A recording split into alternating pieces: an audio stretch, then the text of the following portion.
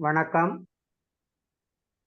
வெள்ளி இலக்கிய மேடையின் 129வது நிகழ்ச்சி கம்பராமாயணத்தின் தொடர் நிகழ்ச்சியாக நீட்டித்து நடைபெற இருக்கின்றது. இந்த நிகழ்ச்சியிலே தமிழ்த்தாய் வாழ்த்தை பாடுவதற்காக அம்மா ரமணி பாலசாமி அவர்களை அன்போடு அழைக்கின்றேன். வாருங்கள் அம்மா. அனைவருக்கும் வணக்கம். தமிழ் வாழ்த்து. தமிழுக்கும் அமுதென்று பேர், அந்த தமிழ் என்ப தமிழ் எங்கள் உயிருக்கு நேர், உயிருக்கு நேர். தமிழுக்கும் அமுதென்று பேர், தமிழுக்கு நிலவென்று பேர். இன்ப தமிழ் எங்கள் சமூகத்தின் விளைவுக்கு நீர், தமிழுக்கு மனம் என்று பேர். இன்ப தமிழ் எங்கள் வாழ்வுக்கு நிருமித்த ஊர், தமிழுக்கு மதுவென்று பேர், தமிழுக்கு மதுவென்று பேர். இன்ப தமிழ் எங்கள் உரிமை செப்பயிருக்கு வேர், பயிருக்கு வேர். தமிழுக்கும் அமுதென்று பேர், தமிழ் எங்கள் இளமைக்கு பார், தமிழ் எங்கள் இளமைக்கு பால். இன்ப தமிழ் நல்ல புகழ் மிக்க புலவர்க்கு மேல், புலவர்க்கு மேல். தமிழ் எங்கள் உயர்வுக்கு வான், இன்ப தமிழ் எங்கள் அசதிக்கு சுடர் தந்த தேன். தமிழ் எங்கள் உயர்வுக்கு வான், இன்ப தமிழ் எங்கள் அசதிக்கு சுடர் தந்த தேன். தமிழுக்கும் அமுதென்று பேர், அந்த தமிழ் என்ப தமிழ் எங்கள் உயிருக்கு நேர், உயிருக்கு நேர். தமிழ் எங்கள் அறிவுக்கு தோள், இன்ப தமிழ் நல்ல கவிதைக்கு வைரத்தின் வாழ், வைரத்தின் வாழ். தமிழ் எங்கள் பிறவிக்கு தாய், இன்ப தமிழ் எங்கள் வளமிக்க உளமுற்ற தீ. தமிழ் எங்கள் பிறவிக்கு தாய், இன்ப தமிழ் எங்கள் வளமிக்க உளமுற்ற தீ.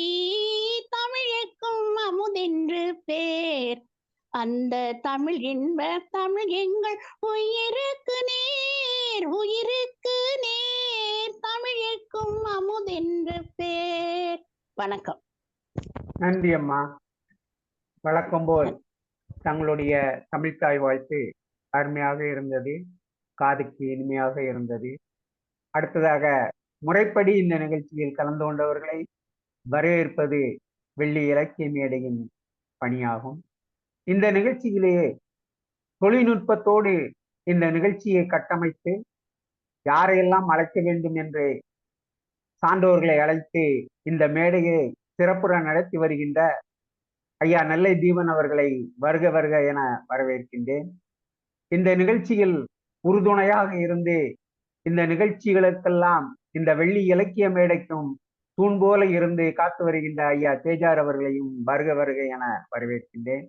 இந்த நிகழ்ச்சியிலே சிறப்பு சொற்பொழிவு ஆற்றுவதற்காக வருகை புரிந்திருக்கும் ஐயா சடகோபன் ஐயா அவர்களையும், சிறப்பான கருத்துரைகளையும் சொற்பொழிவும் மாற்றி வருகின்ற ஐயா சேரை பாலகிருஷ்ணன் அவர்களையும் வருக வருக என வரவேற்று, இந்த நிகழ்ச்சியிலே பங்கு பெற்றிருக்கின்ற ஐயா டாக்டர் எம் ஐயராஜு அவர்கள் கணீர் என்ற குரலோடு நிறுத்தாமல் பேசுகின்ற வல்லமை படைத்த ஐயராஜு அவர்களை வருக வருக என வரவேற்கின்றேன். அடுத்தது இந்த நிகழ்ச்சியிலே ஜெயலட்சுமி ரமணியம்மா அவர்கள் வந்திருக்கின்றார்கள். தமிழ் மாநில சங்கத்தை சிறப்புற நடத்தி வருகின்ற தலைவர் ஐயா பாப்பையா அவர்களை வருக வருக என வரவேற்கின்றேன்.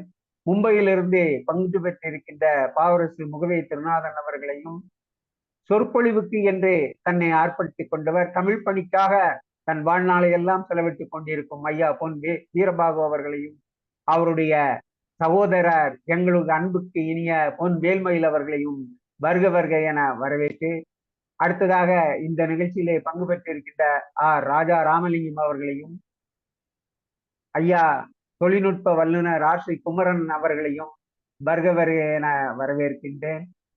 மற்றும் இந்த நிகழ்ச்சியிலே பங்கு பெற்றிருக்கின்ற பாடல் அரங்கிலே முதல் பாடலாக பாடுகின்ற சரஸ்வதி அம்மாள் அவர்களையும், ஐயா கவித்தேனி வசந்தகுமார் அவர்களையும், ஐயா சீனி ரவிபாரதி அவர்களையும் வருக வருக என வரவேற்று, இன்னும் இந்த நிகழ்ச்சியிலே பங்கு பெறவிருக்கின்ற அனைத்து சான்றோர் பெருமக்களையும் வருக வருக என வரவேற்று இந்த நிகழ்ச்சியை தொடங்குகின்றோம்.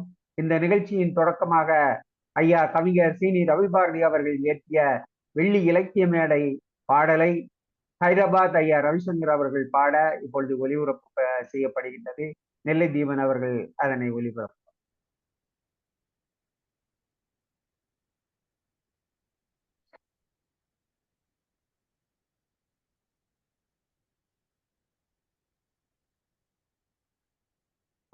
இந்த பாடலை எழுதியவர் எங்கள் அன்பு திரு கவிஞர் சீனி ரவிபாரதி அவர்கள்.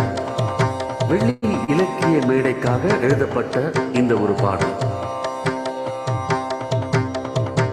வெள்ளிக்கிழமை தோறும் வெள்ளி முளைக்கிறது, உள்ள பூங்காவில் இலக்கியம் மலர்கிறது. வெள்ளிக்கிழமை தோறும் வெள்ளி முளைக்கிறது, உள்ள பூங்காவில் இலக்கியம் மலர்கிறது. இதய கூட்டுக்குள்ளே இனிமை சுரக்கிறது, எல்லையில்லா ஆனந்தத்தில் இதயம் பறக்கிறது. இதய கூட்டுக்குள்ளே இனிமை சுரக்கிறது, எல்லையில்லா ஆனந்தத்திலே இதயம் பறக்கிறது. வெற்றி கொடியை நாட்டிடலாம் வாருங்கள், வெள்ளி மேடையில் இலக்கியம் படைக்கலாம் வாருங்கள். வெள்ளிக்கிழமை தோறும் வெள்ளி முளைக்கிறது, உள்ள பூங்காவில் இலக்கியம் மலர்கிறது.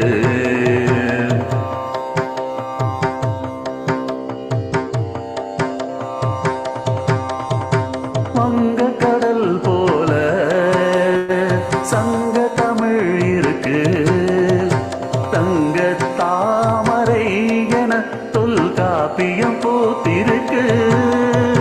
வங்க கடல் போல சங்க தமிழ் இருக்கு, தங்க தாமரை என தொல்காப்பியம் பூத்திருக்கு. ஓங்கு புகழ் திருக்குறளும் உயிராய் நமக்கு இருக்கு, உலகமெல்லாம் புகழ் பாட உயர் செம்மொழி நமக்கு இருக்கு.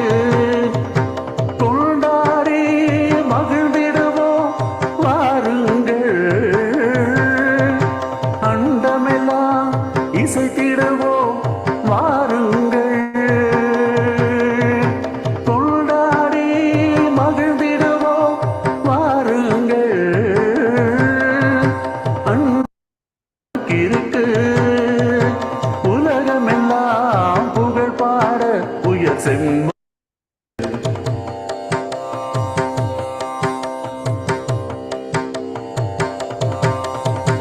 கண்ணகி சிலம்பெடுத்து காவிய சுவை முடிந்திடலாம், கண்ணகி சிலம்பெடுத்து காவிய சுவை முடிந்திடலாம்.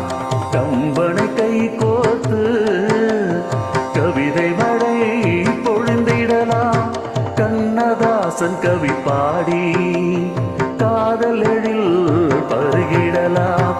கதை நாவல் பேசி பேசி கசிந்தே உருகிடலாம்.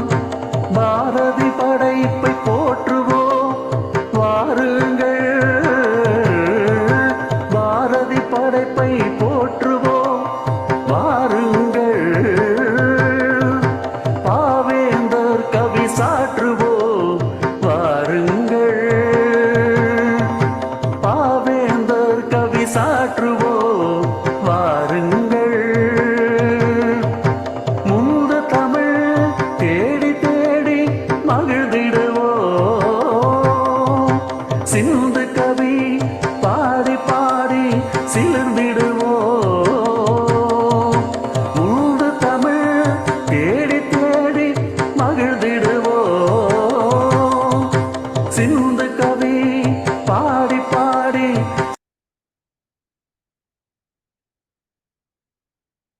நன்றி. சிறப்பான ஒலிபரப்பை நமக்கு வழங்கிய நெல்லை தீபன் அவர்களுக்கு நன்றியினை கூற கடமைப்பட்டிருக்கின்றோம். இப்பொழுது நிகழ்ச்சி தொடங்கவிருக்கின்றது. இந்த நிகழ்ச்சியிலே தலைமையேற்க வருகை புரிந்திருக்கும் நெல்லை தீபன் அவர்களை பற்றி அறிமுகம் தேவையில்லை என்று நினைக்கின்றேன். ஏனென்றால் கம்பராமாயணம் என்று சொல்லுகின்ற பொழுது கம்பர் எப்படி நம் கண்முன்னே வருகின்றாரோ அதுபோல வெள்ளி இலக்கிய மேடை என்று கூறுகின்ற பொழுது அங்கே நெல்லை தீபன் முன்னாடி வந்து விடுகின்றார்.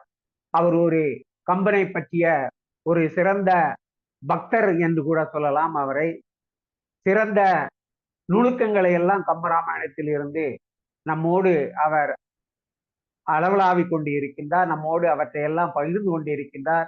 அப்படிப்பட்ட ஒரு சிறந்த பேச்சாளர், அன்பிற்கு உரியவர், பண்பாளர் என்று பல வகையிலே அவரை சொல்லலாம். நட்புக்கு இலக்கணமாக இருக்கின்ற ஒரு நல்லதொரு அறிஞர். தான் வங்கித்துறையிலே பணிபுரிந்தாலும் ஓய்வு பின் கம்பனிலே ஆழ்ந்த பற்று கொண்டு கம்பனை படிக்க ஆரம்பித்திருக்கின்றார். அவற்றை பற்றி நம்மோடு எல்லாம் விவாதித்துக் கொண்டிருக்கின்றார். அது மட்டுமல்ல, தான் பெற்ற மகிழ்ச்சி எல்லோரும் பெற வேண்டும் என்பதற்காக தான் கம்பனை படித்ததை போல் அனைவரும் படிக்க வேண்டும் என்கின்ற ஒரு பரந்த மனத்தோக்கை கொண்டு இந்த கம்பராமாயண சொற்பொழிவை தொடர்ந்து நடத்தி கொண்டிருக்கின்றார். கம்பனை படிக்காத என்னையும் கூட கம்பனை படிக்க வைத்திருக்கின்றார். இது போன்று பலரையும் கம்பனை படிக்க வைத்து கம்பனின் பாடல்களை எல்லாம் ஒரு முறையாவது படிக்க வேண்டும். கேட்கவில்லையா? எனக்கு ஆங்கிலம் தான் கேக்குதா? எனக்கெல்லாம் கேக்குது. நல்லா கேக்குது. உங்களுக்கு நல்லா கேக்குது. அப்ப ஐயாருக்கு மட்டும்தான் கேட்கல. மற்றவர்களுக்கு கேட்கிறதா? கேக்குதாமா? கேக்குறாங்க. ரொம்ப தெளிவா கேக்குதியா? கேட்கிறதா தெரியவில்லை. ஐயா தெளிவா கேக்குது. எல்லாரும் கேக்குதா? எல்லாருக்கும் கேக்குது. தெளிவா ஐயா கேக்குது. ஐயா கேக்குது. கேக்குதா? நீங்க தொடருங்க. அப்ப ஐயாருக்கு மட்டும்தான் ஏதோ ப்ராப்ளம் இருக்கு. அத்தகைய சிறப்புக்குரிய நெல்லை தீபன் அவர்கள் இன்றைக்கு இந்த கருத்தரங்கிற்கு தலைமை தாங்குகின்றார். எனக்கு ஆடியோ கிடைக்கவில்லை. ஐயா அவர்கள் தலைமைக்காக ஐயா ஐயாராஜ் ஐயா கொஞ்சம் வெளியில போயிட்டு மறுபடியும் உள்ள வாங்க. நான் சொல்றது உங்களுக்கு கேட்காத?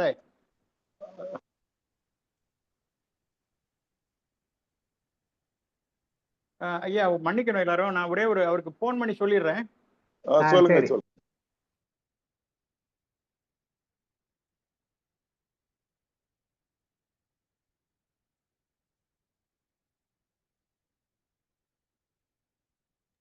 நீங்க சொல்லிட்டே இருங்க ஐயா. தலைவர் சரி, அவ்வளவுதான். தலைவர் தான் வரணும்.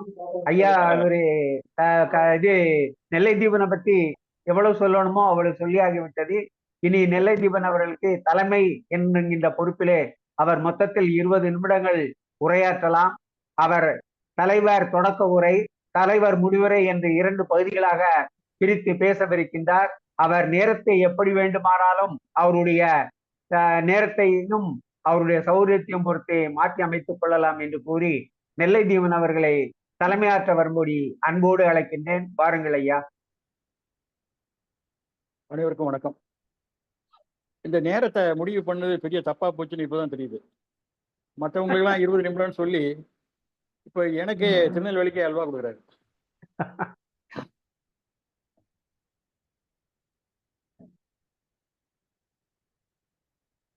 முச்சங்கம் கூட்டி முதுபுலவர் தமை கூட்டி அச்சங்கத்துள்ளே அளப்பரிய பொருள் கூட்டி சொற்சங்கமாக சுவை மிகுந்த கவி கூட்டி அற்புதங்கள் எல்லாம் அமைத்த பெருமாட்டி வேண்டுகின்ற பொழுதெல்லாம் விளைகின்ற நித்திலம் தோன்றுகின்ற பொழுதெல்லாம் சுரக்கின்ற செந்தமிழ் என்ற கவியரசர் வரிகளாலே தமிழ் அணியை வணங்கி என்னுடைய உரையை தொடங்குகிறேன். இன்றைய நிகழ்ச்சியிலே தமிழ் வாழ்த்து பாடிய அம்மா ரமணி பாலசாமி அவர்களே, மிகச் சிறப்பாக நெறியாளர்கள் செய்து கொண்டிருக்கின்ற ஐயா புதிய செல்வராஜ் அவர்களே, என்னை பற்றி நிறைய சொன்னபோது இவ்வளவு விஷயங்கள் இருக்கிறதா என்று நானே திகைப்படைந்து விட்டேன். ரொம்ப நன்றி. வெள்ளி இலக்கிய மேடையினுடைய நிறுவன தலைவர் ஐயா கேஜார் அவர்களே, இன்றைய கூட்டத்திலே சிறப்புரை ஆற்ற இருக்கிற மரியாதைக்குரிய ஐயா கு சடகோபன் அவர்களே, மற்றும் இந்த நிகழ்ச்சிக்கு வந்திருக்கக்கூடிய ஐயா சடகோபன் அவர்களை ஆற்றுப்படுத்திய ஐயா பாப்பையா அவர்களே, மாநில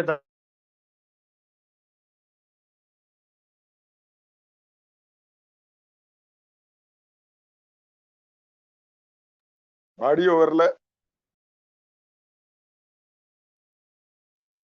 தீபன் கேட்கலையா? ஐயா தீபன் பாப்பையா அவர்களே, ஐயா பொன் வேலுமயில் அவர்களே, கேட்கலையா? இப்ப கேக்குது, இப்ப பேசுங்க. பேசுங்க இப்ப கேக்குது. பேசுங்க பேசுங்க தீபன் பேசுங்க. கேக்குதா? கேக்குதா? கேக்குது கேக்குது இல்ல கேக்குதா? இப்போ கேக்குது கேக்குது, பேசுங்க. கேக்குது, நல்லா கேக்குது. கேக்குது பேசுங்க. ஐயா. சார் நான் வந்து ஹோஸ்ட் உங்களுக்கு கொடுத்துட்றேன் கேஜிஆர் சார்.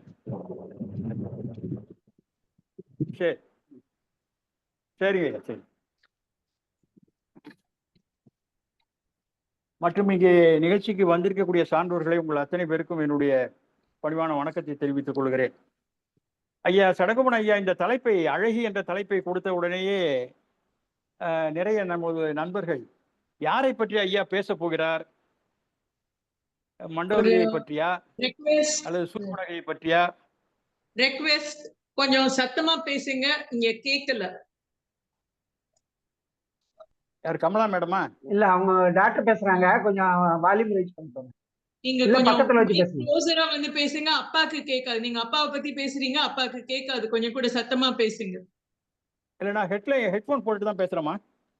சரி சார் அது நெட்வொர்க் ப்ராப்ளமா இருக்கலாம் சார். கேஜிஆர் சார் உங்களுக்கு நான் ஹோஸ்ட் கொடுத்துட்றேன். அவங்க ஹெட்போன் போட்டா கேட்கும் அவங்களுக்கு. கொடுங்க, எனக்கு கொடுத்துருங்க, ஹோஸ்ட் கொடுங்க.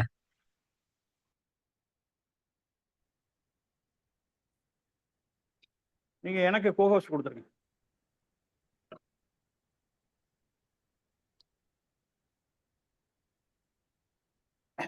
நிறைய தடங்கல்கள், மன்னிக்கவும் ஐயா. இந்த தலைப்பு, அழகி என்ற தலைப்பை கொடுத்த உடனே நிறைய நண்பர்கள் யாரை பற்றி அவர் பேச போகிறார் என்று சந்தேகத்தோடு கேட்டார்கள். அதிலும் ஒரு நண்பர் கூனியை பற்றி பேச இருக்கிறாரா என்று கூட கேட்டார். அழகி என்று சொல்லுகிற போது சூர்பனகை என்று சந்தேகப்பட்டால் அதில் ஒரு பொருள் உண்டு. முதலாக சூர்பனகையை அறிமுகப்படுத்துகிற போது வஞ்சி ஒளிர் வீஞ்சு கூழி பல்லவம் அணுங்க செஞ்செவிய கஞ்சம் நிமிர் சீரடியலாகி அஞ்சொல்லில மஞ்ச என அன்னமென மின்னும் வஞ்சி என நஞ்சம் என வஞ்ச மகள் வந்தாள் என்று சொல்கிற போது அவள் அழகிதான். அதை நம்மால் ரசிக்க முடியும். அதே போல மண்டோதரியை பற்றி சொல்கிற போது அனுமன் இலங்கை புறாவும் தேடுகிறான், சீதை எங்கே இருக்கிறாள் என்று சொல்லி. அப்பொழுது மண்டோதரியை பார்க்கிறான். அவனுக்கு ஒரு சந்தேகம் வருகிறது, இவள் தான் சீதையோ என்று. ஏனென்றால் அங்கிருந்து ராமன் அவளுடைய அங்க அடையாளங்களை எல்லாம் சொல்லி அனுப்பியிருக்கிறான் அனுமனுக்கு. அதனால் என்ன நினைக்கிறான், அங்கே பவளங்கள் எல்லாம் சேர்ந்த ஒரு விளக்கு இருக்கிறது, அந்த விளக்கினுடைய ஒளியோட விஞ்சுகிற ஒரு ஒளியை உடையவளாக இருக்கிறாள் மண்டோதரி. ஒருவேளை இவளாக இருக்குமோ என்று கூட ஐயப்படுகிறான். அத்தனை அழகு உடையவள் மண்டோதரி. இன்ன தன்மையின் எழில்மணி விளக்கங்கள் இயல் கெடப்பொழிகின்ற அந்த விளக்கினுடைய ஒளியையே கெடச் செய்கிற ஒளி மிகுந்தவள் மண்டோதரி. அப்படிப்பட்டவளை அண்ணல் ஆகிய சனகி இவள் என நினைக்கிறான். அப்படி சந்தேகப்பட்டாலும் ஒரு பொருள் உண்டு. ஆனால் கூனியாக இருக்குமோ என்று கூட ஒரு ஐயப்பட்டார்கள். நண்பர்களே, நான் ஏற்கனவே சொன்னது போல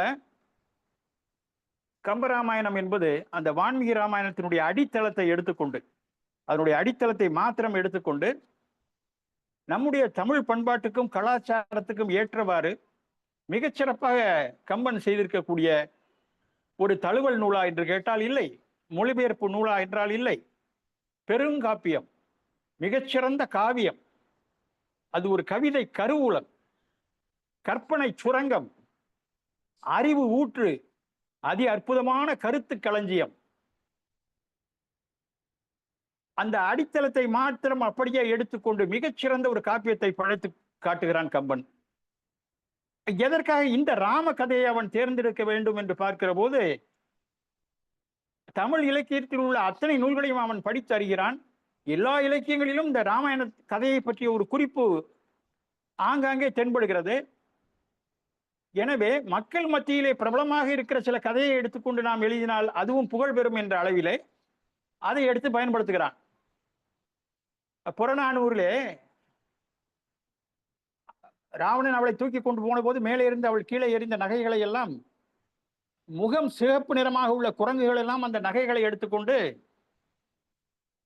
போட தெரியாமல் மாற்றி மாற்றி போட்டுறது நகைச்சுவையாக இருந்தது என்று சொல்வது அந்த உவமையை பாணர்கள் பரிசு பெற்றுக்கொண்டு அவர்கள் திரும்புகிற போது பாணர் விட்டு பெண்கள் எல்லாம் அந்த நகைகளை போட்டு பார்க்க வேண்டும் என்று ஆசைப்படுகிற போது இதே போல்தான் மாற்றி மாற்றி போட்டார்கள் என்று சொல்வார்கள். கடுந்தரல் ராமன் உடன்புணர் சீதையை வழித்தகை அரக்கன் பவ்விய ஞான்றை நிலம் சேர் மதனி கண்ட குரங்கின் செம்முக பெருங்கிழை இழை பொழிந்தாங்க என்பது அந்த பாடல். அகநானூரிலே ராமன் போரை முடித்துவிட்டு தனுஷ்கோடியிலே ஒரு ஆலமரத்தின் அடியில் அமர்ந்து பூசை செய்கிறான். அப்பொழுது அந்த மரத்தில் இருந்த பறவைகள் எல்லாம் சத்தம் கொண்டிருந்த பறவைகள் எல்லாம் சத்தத்தை நிறுத்தி விட்டனவாம். வெண்வேல் கௌரிய தொன்முது கோடி முழங்கீரு பவ்வம் இறங்கு முன் துறை வெல்போர் ராமன் அருமறை கவித்த பல்வியில் ஆழம் போல ஒளி அவிந்தென்று இவ் அழுங்கல் ஊரே என்று சொல்லுவான். அதே போல சிலம்பு நேரடியாகவே சொல்கிறது, மூ உலகும் ஈரடியால் முறை நிரம்பா வகை முடிய தாவிய சேபடி சேப்ப தம்பியோடும் காண்போந்து சோ அரணும் போர் மடிய தொழிலங்கை கட்டளித்த சேவகன் சீர் கேளாத செவி என்ன செவியோ என்று ராமனுடைய புகழை பேசுகிறது. மணிமேகலையிலே அந்த காயசண்டி என்ற பெண்ணுடைய தீராத பசியை சொல்வதற்காக இங்கே குரங்குகள் எல்லாம் கடலிலே கொண்டு வந்து போடுகிற அந்த கற்கள் எல்லாம் கடலுக்கு அடியிலேயே போய் கொண்டிருந்தது என்று சொல்வார். நெடியோன் மயங்கி நிலைமிசை தோன்றி அடலறு முன்னீர் அடைத்த ஞான்று நிலம் சேர் மதரணி கண்ட செம்முக பெருங்களை இழைப்புழிந்தாங்க என்பது அந்த பாடல். குரங்கு குணந்து எறிந்த நெடுமலை எல்லாம் அணங்குடைய அளக்கர் வயிறு புக்காங்க என்ற அந்த பாடல். எங்கு பார்த்தாலும் இந்த ராமாயண குறிப்பு கிடைக்கிறது நமக்கு. அது மாத்திரமல்ல, கலித்தொகையிலே இமய வில் வாங்கிய, இங்கே ராவணனை பற்றிய ஒரு குறிப்பு, இமய வில் வாங்கிய ஈர்ச்சடை அந்தணன் என்று சொல்வது சிவபெருமான். உமை அமர்ந்து உயர் மலை இருந்தனனாக ஐயிரு தலையின் அரக்கர் கோமான், அவன் தான் ராவணன். தொடிப்பொழி தடக்கையின் கீழ் புகுந்து அம்மலை எடுக்கல் செல்லாது உழப்பவன் போல அந்த மலைக்கு அடியில் தன்னுடைய கையை செலுத்தி அதை தூக்க முயற்சி செய்கிறான். அவனால் முடியவில்லை. அவன் துன்பப்படுகிற காட்சியை கலித்தொகை நமக்கு சொல்கிறது. இப்படி ஆங்காங்கே இந்த ராமாயணத்தினுடைய கதை குறிப்பு இருப்பதனாலே கம்பன் இதை மிக சிறப்பாக கையாண்டிருக்கிறான் என்று சொல்லி ஐயா அவர்கள் நெல்லையிலே உள்ள மாநில தமிழ் சங்கத்திலே 1300 கூட்டங்கள் நடத்தியிருக்கிறார். பிரமிப்பாக இருக்கிறது. 1300 நேரடி கூட்டங்கள், கம்பனை பற்றிய கூட்டங்களை நடத்தி புகழ் பெற்றவர். நிறைய நூல்கள் எழுதியிருக்கிறார். அந்த பகுதியில் இருக்கக்கூடிய நவ திருப்பதி கோயில்கள் எல்லாம் இருக்கின்றன. அத்தனை அந்த சரித்திரங்களை எல்லாம் எழுதியிருக்கிறார் ஐயா அவர்கள். ஐயா அவர்களை இப்பொழுது பேச அழைக்குமாறு பொதிகை செல்வராஜ் அவர்களை ஐயாவினுடைய சிறப்பை பற்றி சொல்லி பேச அழைக்குமாறு அன்போடு கேட்டுக்கொள்கிறேன்.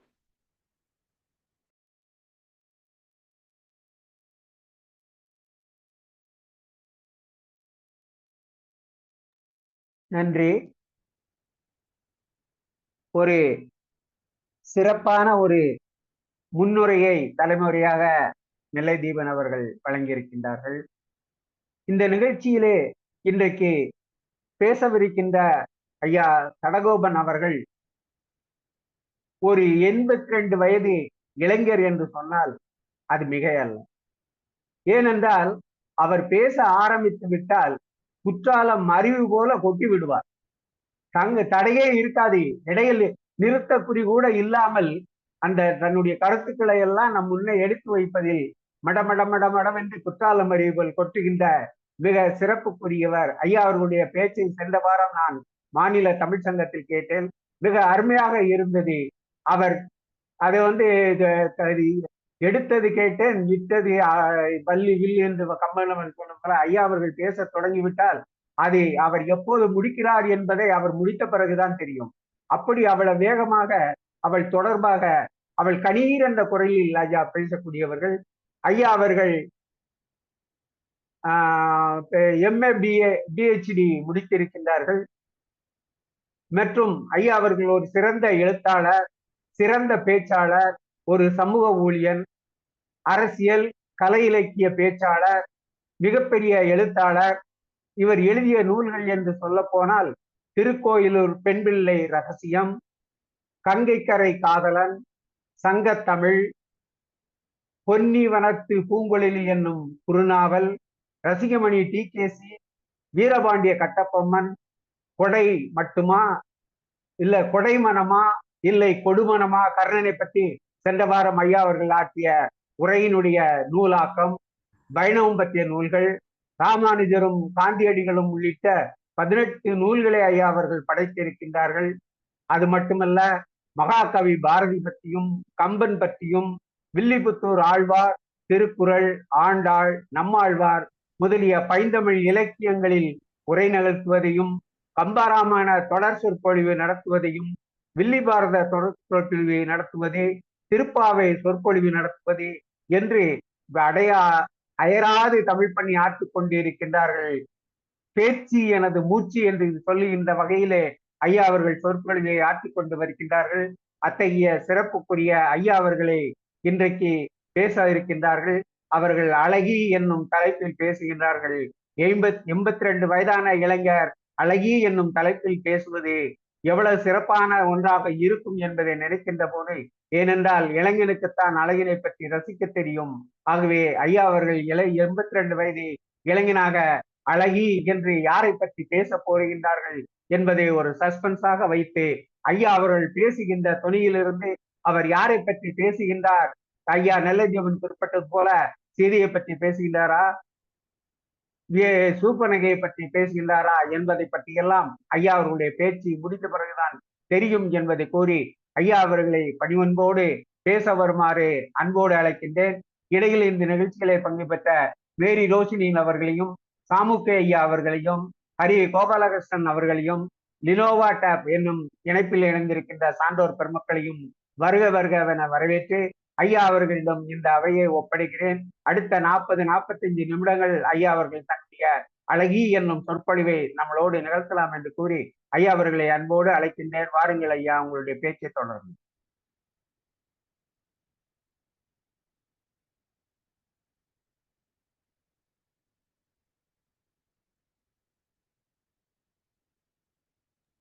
நம்முடைய சிங்கார சென்னையிலே நடத்தி கொண்டிருக்கிற அன்பிற்குரிய அருமை நண்பர்களே,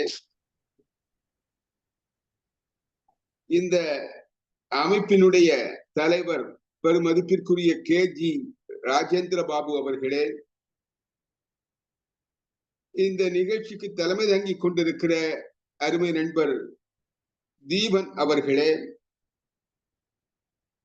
தமிழ்த்தாய் வாழ்த்து பாடி நம்மை மகிழ்வித்திருக்கிற கவிஞர் ரமணி பாலசாமி அவர்களே, நெறியாளர் கவிமாமணி செல்வராஜ் அவர்களே, பெருமதிப்பிற்கும் வணக்கத்திற்கும் உரிய என்னுடைய அருமை நண்பர் பாப்பையா அவர்கள், பாளையங்கோட்டையிலே இருந்து அருமை நண்பர் தீபன் அவர்களோடு தொடர்பு கொண்டு இந்த நிகழ்ச்சியிலே பேசுமாறு ஒரு வாய்ப்பை ஏற்படுத்தி தந்திருக்கிறார்கள். அவர்களும் இந்த நிகழ்ச்சியை கண்டு கழித்துக் கொண்டிருப்பதாக என்னிடத்திலே சொல்லி இருக்கிறார்கள். ஆகவே அருமை அண்ணாச்சி பாப்பையா அவர்களே, மற்றும் உள்ள நண்பர்களே, இலக்கிய நண்பர்களே, தாய்மார்களே, உங்கள் அத்தனை பேருக்கும் என்னுடைய அன்பான வணக்கத்தை தெரிவித்துக் கொள்கின்றேன். உலகம் யாவையும் தாமுட வக்கல் நிலை பெறுத்தலும் நீக்கலும் நீங்களா அழகிலா விளையாட்டுடையார் அவர் தலைவர் அன்னவர்க்கு சரண் நாங்களே. கம்பனுடைய கடவுள் வாழ்த்து பாட்டு, அதை சொல்லி இந்த நிகழ்ச்சியை நான் தொடங்குகின்றேன். இந்த நிகழ்ச்சிக்காக 2-3 நாட்களுக்கு முன்பாக தீபன் அவர்கள் என்னை தொடர்பு கொண்ட பொழுது பெரிய தலைப்புகளை எடுத்துக்கொண்டு மணிக்கணக்காக பேசுகிற பேச்சை எல்லாம் வைத்துக் கொள்ள வேண்டாம், ஒரு 5-6 பாடல்களோடு முடித்துக் கொள்ளலாம் என்பதற்காக அழகி என்ற தலைப்பை கொடுத்தேன். யார் இந்த அழகி என்கின்ற விவாதம் நம்முடைய நண்பர்களிடத்திலே ஏற்பட்டு விட்டது. எல்லாரும் அழகிகள் தான். ஒவ்வொரு வருடத்தில் ஒவ்வொரு விதமான அழகி இருக்கிறது. பொதுவாக எல்லாரும் அழகிகள் தான். அழகு எங்கே தோன்றுகிறது, எப்படி ஏற்படுகிறது, அது நிறத்தாலா, உடல் வனப்பாலா, இதெல்லாம் பல பிரச்சனைகள் இருக்கின்றன. ஆனால் நாம் பார்க்க போகின்ற அழகி இந்த காவிய நாயகியாகிய சீதைதான். அவளைத்தான் நாம் பார்க்க போகிறோம். அவள் அழகி என்பதை சில பாடல்களின் மூலமாக கவி சக்கரவர்த்தி கம்பன், எந்தை பிரான் கம்பன் எப்படி சொல்லி இருக்கிறான் என்பதை உங்களிடத்திலே சொல்லுவதற்கு நான் விளைகின்றேன். 40-45 நிமிடங்கள் தான் என்னை பேச வேண்டும் என்று சொல்லி இருக்கிறார்கள். ஆகவே அதற்குள்ளாக இந்த உரையை நான் நிறைவு செய்வேன் என்பதை உறுதியுடன் கூறுகிறேன். முதலாக நாம் சீதையை கன்னிமாடத்திலே பார்க்கிறோம். கன்னிமாடத்திலே அவள் கன்னி பெண்களோடு விளையாடி கொண்டிருக்கிறாள். அவள் பேரழகி. அந்த பேரழகியை மன்மதன் பார்க்கிறான். மன்மதன் அழகு கலைக்கு தலை. ஒரு அழகு கலைக்கு தலைவனாக இருக்கிற ஒருவன் தான் அழகியை பற்றி பேச முடியும், எழுத முடியும், வரைய முடியும். அவனிடத்திலே ஒரு பழக்கம், நல்ல பெண்களுடைய தோற்றத்தை பார்த்தால் அவர்களை அப்படியே சித்திரத்திலே தீட்டி தான் வைத்துக் கொள்வார். ஒரு பெரிய ஆல்பம் வச்சிருக்கான். இப்போ ஸ்டாம்ப் ஆல்பம் சேர்க்கிற மாதிரி ஒவ்வொருவருக்கும் ஒவ்வொரு விதமான பழக்கம் இன்றைய தினத்திலே இருக்கிறது. அது மாதிரியாக அந்த காலத்திலே மன்மதனுக்கு அழகான பெண்களை சித்திரத்திலே தீட்டி தன்னுடைய ஃபைல்ல வச்சுக்குவான். சீதையினுடைய உருவத்தையும் தீட்ட வேண்டும் என்று அவன் விரும்பினான். சீதை பேரழகி. அந்த பேரழகியை தீட்டிவிட்டால் அது ஒரு பெரிய வெற்றி. இவன் மன்மத கலைக்கு தலைவன், அழகு கலைக்கு தலைவன். இவன் அற்புதமான ஆற்றல் வாய்ந்தவன். அந்த ஆற்றல் வாய்ந்தவனாகிய மன்மதன் கன்னிமாடத்திலே இளம் பெண்களோடு விளையாடி கொண்டிருக்கின்ற, இளம் அன்னங்களோடு விளையாடி கொண்டிருக்கிற நம்முடைய நாயகியாகிய ஏற்புடை தலைவியாகிய சீதையை பார்த்து வரைவதற்கு முயற்சி செய்கிறான். இவனுக்கு ஒரு சௌகரியம் என்னவென்றால், இவனுக்கு உருவம் கிடையாது. சிவபெருமான் அவனுக்கு உருவம் இல்லாமல் செய்து விட்டார். அரணுக்கு கோபம் வந்தது. அந்த கோபத்தினால ஒரு பார்வை பார்த்தார், மன்மதன் எரிந்து போய்விட்டான். மன்மதன் இல்லை, அவனுடைய வடிவம் இல்லையே தவிர மன்மதன் இருக்கிறான். அதனால உருவம் இல்லாத அவனுக்கு ஒரு சௌகரியம். கன்னிமாடத்துக்குள்ள போய்விட்டு வருவதெல்லாம் ரொம்ப சௌகரியம். கன்னிமாடத்தில் ஆண்கள் அனுமதி கிடையாது.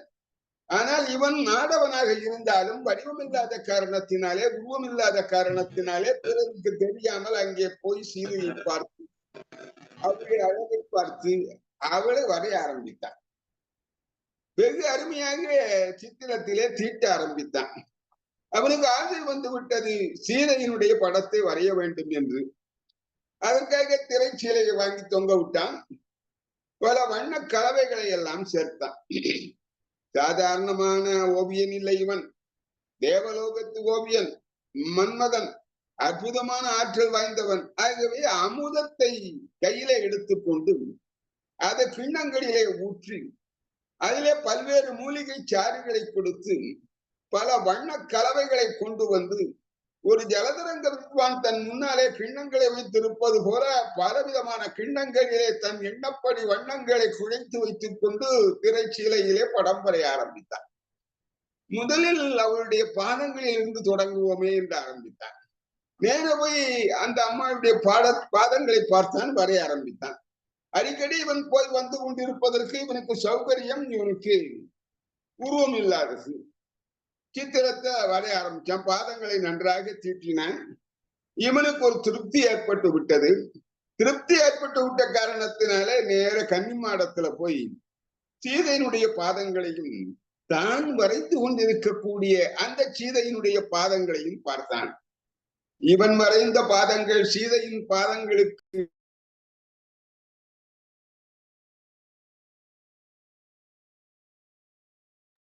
ஐயா அன்மியூட் பண்ணுங்க, அன்மியூட் பண்ணுங்க. ஐயா ஐயா பேச்சு கேட்கல, கேட்கல கேட்கல, அன்மியூட் பண்ணுங்க. மியூட் அன்மியூட் பண்ணுங்க. கமலாமர் அம்மா அவங்க இல்ல நான் மெசேஜ் அனுப்பியிருக்கேன். கொஞ்சம் அமைதியா இருங்க. மெசேஜ் அனுப்பியிருக்கேன்.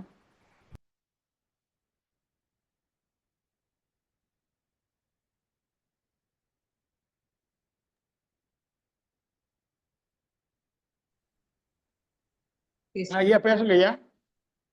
ஹலோ ஐயா பேசுங்க, பேசலாமா? பேசுங்க ஐயா. தெளிவா தெரியுதா? கேக்குது கேக்குது தெளிவா கேக்குதா? கேக்குதுப்பா, பேசு பேசு. கேக்குறேன். அதாவது அவன் கன்னிமாடத்துல போய் பார்க்கிறான், சரியா இல்ல. திருப்பி திரைச்சீலையை மாட்டுகிறான், திருப்பி வரைகிறான். இப்படி வரைந்து கொண்டே இருக்கிறானே தவிர அவனாலே சீதையினுடைய வடிவத்தை வரைய முடியவில்லை. பொதுவாக ஒருவரை சித்திரத்திலே தீட்டுகிற பொழுது தங்களுடைய கைவண்ணத்தை காட்டி அழகாக வரைந்து விடலாம். சித்திரத்திலே தீட்டுகிற பொழுது உண்மையிலேயே எப்படி இருக்கிறார்களோ அதை விட அழகாக வரைய முடியும். கொஞ்சம் முகம் சரியாக இல்லை என்றால் முகத்தை சரி பண்ணி விடலாம். மூக்கு சரியாக இல்லை என்றால் மூக்கை சரி செய்து விடலாம். காதுகள் குறைவாக இருக்கிறது என்றால் பெரிய காதுகளை வரைந்து விடலாம். கூந்தல் குறைவாக இருக்கிறது என்றால் கூந்தலை இத்தனையும் சித்திரத்திலே செய்ய முடியும். ஆனால் இங்கே இந்த உண்மையான அழகியை, அவளுடைய அழகை சித்திரத்தில் இவனால் தீட்ட முடியவில்லை. கவி சக்கரவர்த்தி கம்பன் சொல்லுகிறான், ஆதரித்து அமுதில் கோல் தோய்த்து அவயவங்கள் அமைக்கும் தன்மை யாதன திகைக்குமல்லால் மதனர்க்கும் எழுதவுண்ணா சீதையை தருதலால் செய்ய போதன பொலிந்து தோன்றும் பொன்மதில் மிதிலை புக்கார். மிதிலைக்குள்ள வந்துட்டாங்க. விஸ்வாமித்திர முனிவன், ராமன், இலக்குவனும் எல்லாரும் உள்ள வராங்க. மூவரும் மிதிலைக்குள்ளே வருகிறார்கள் என்பதை எவ்வளவு அழகாக கவி கம்பன் சொல்லுகிறான் பாருங்கள். ஆதரித்து சீதையின் படத்தை வரைய வேண்டும் என்று ஆதரித்து அமுதில் கோல் வைத்து அமுதத்திலே வண்ண கலவைகளை சேர்த்து அவயவம் அமைக்கும் தன்மை யாது என திகைக்குமல்லால் மதனுக்கும் எழுத ஒண்ணா சீதையை தருதலாலே, அந்த சீதையை தந்த காரணத்தினாலே செய்ய போதன பொலிந்து தோன்றும் செந்தாமரை மலர் போல பொலிந்து தோன்றக்கூடிய செக்கச்செவரென்று இருக்கக்கூடிய பொன் மாளிகையாக இருக்கக்கூடிய அந்த கன்னிமாடத்தின் உம்பரில் அதன் மேலே சீதை விளையாடி கொண்டிருக்கிறாள் என்பதை சொல்லி அந்த கன்னிமாடம் இருக்கிற பகுதிக்கு விஸ்வாமித்திர முனிவனும் ராமனும் இலக்குவனும் வந்து கொண்டிருக்கிறார்கள் என்று கவி சொல்லுகிறான். இதை சொல்வதற்குத்தான் இவ்வளவு படாடோபமான ஒரு பாட்டு. ரொம்ப அழகாக இந்த பாடல் அமைந்திருக்கிறது. இப்போது கொஞ்சம் கன்னிமாடத்து கிட்டத்துல வந்துட்டாங்க. முதல்ல மிதிலையினுடைய வீதியில் வந்தார்கள். வீதியில் வருகிற பொழுதே கன்னிமாடம் அவர்களுக்கு தெரிந்தது. இப்போது கன்னிமாடத்துக்கு அருகே வந்து விட்டார்கள்.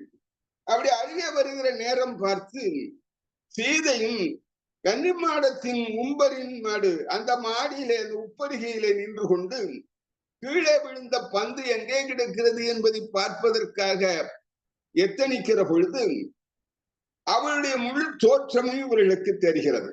அவள் எப்படி இருக்கிறாள்? தகதகவன மின்னிக் கொண்டு இருக்கிறாள். செக்கச்செவேர் என்று இருக்கிறாள்.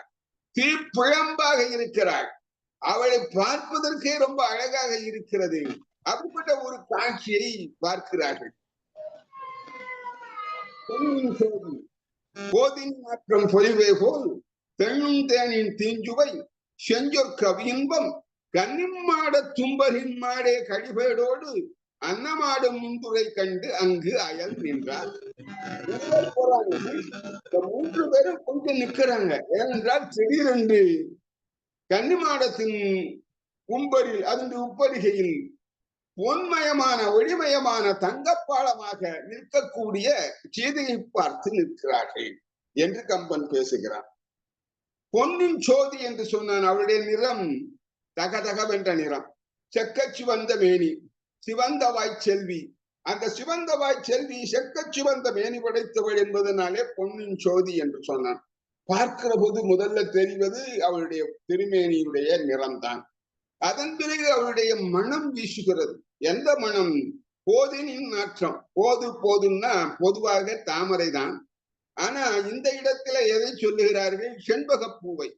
அந்த செண்பகப்பூவிலிருந்து வீசுகிற மனம் எப்படி நன்றாக வீசுமோ அதுபோல் அவளுடைய திருமேனியில இருந்து நல்ல மென்மையான காற்றோடு கூடிய மனம் கலந்த ஒரு மென்மை வீசுகிறது என்று பேசுகிறான்.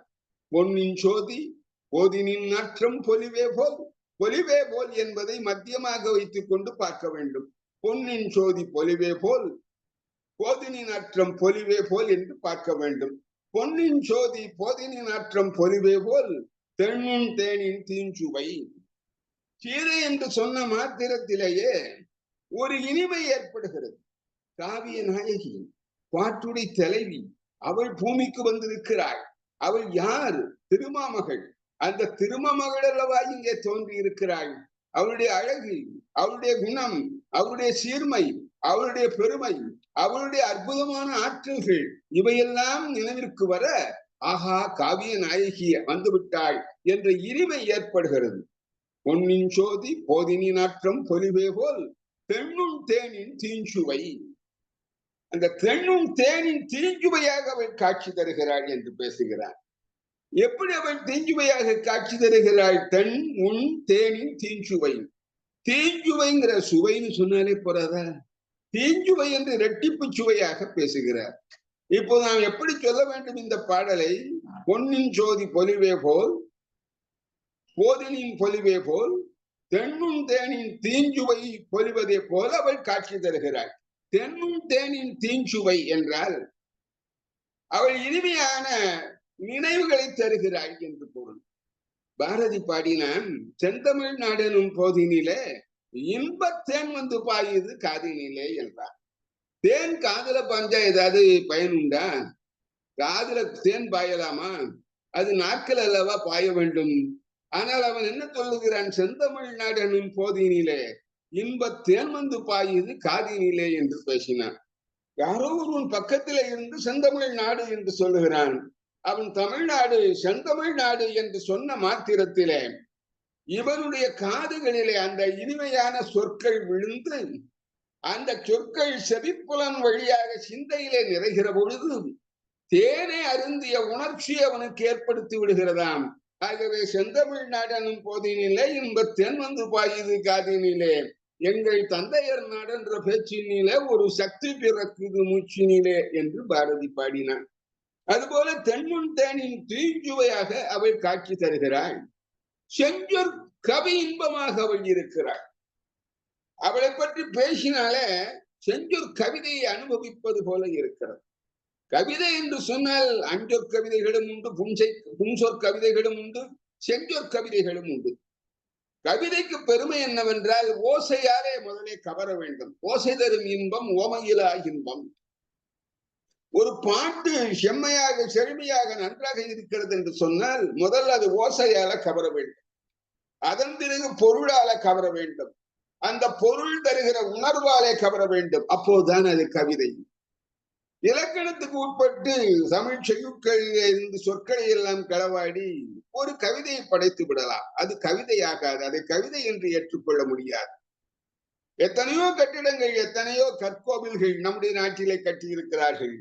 இருந்தாலும் ராஜராஜ சோழன் தஞ்சையிலே கட்டியிருக்கிற பிரம்மாண்டமான கோபுரத்தை உடைய அந்த கோவிலுக்கு நிகராகுமா?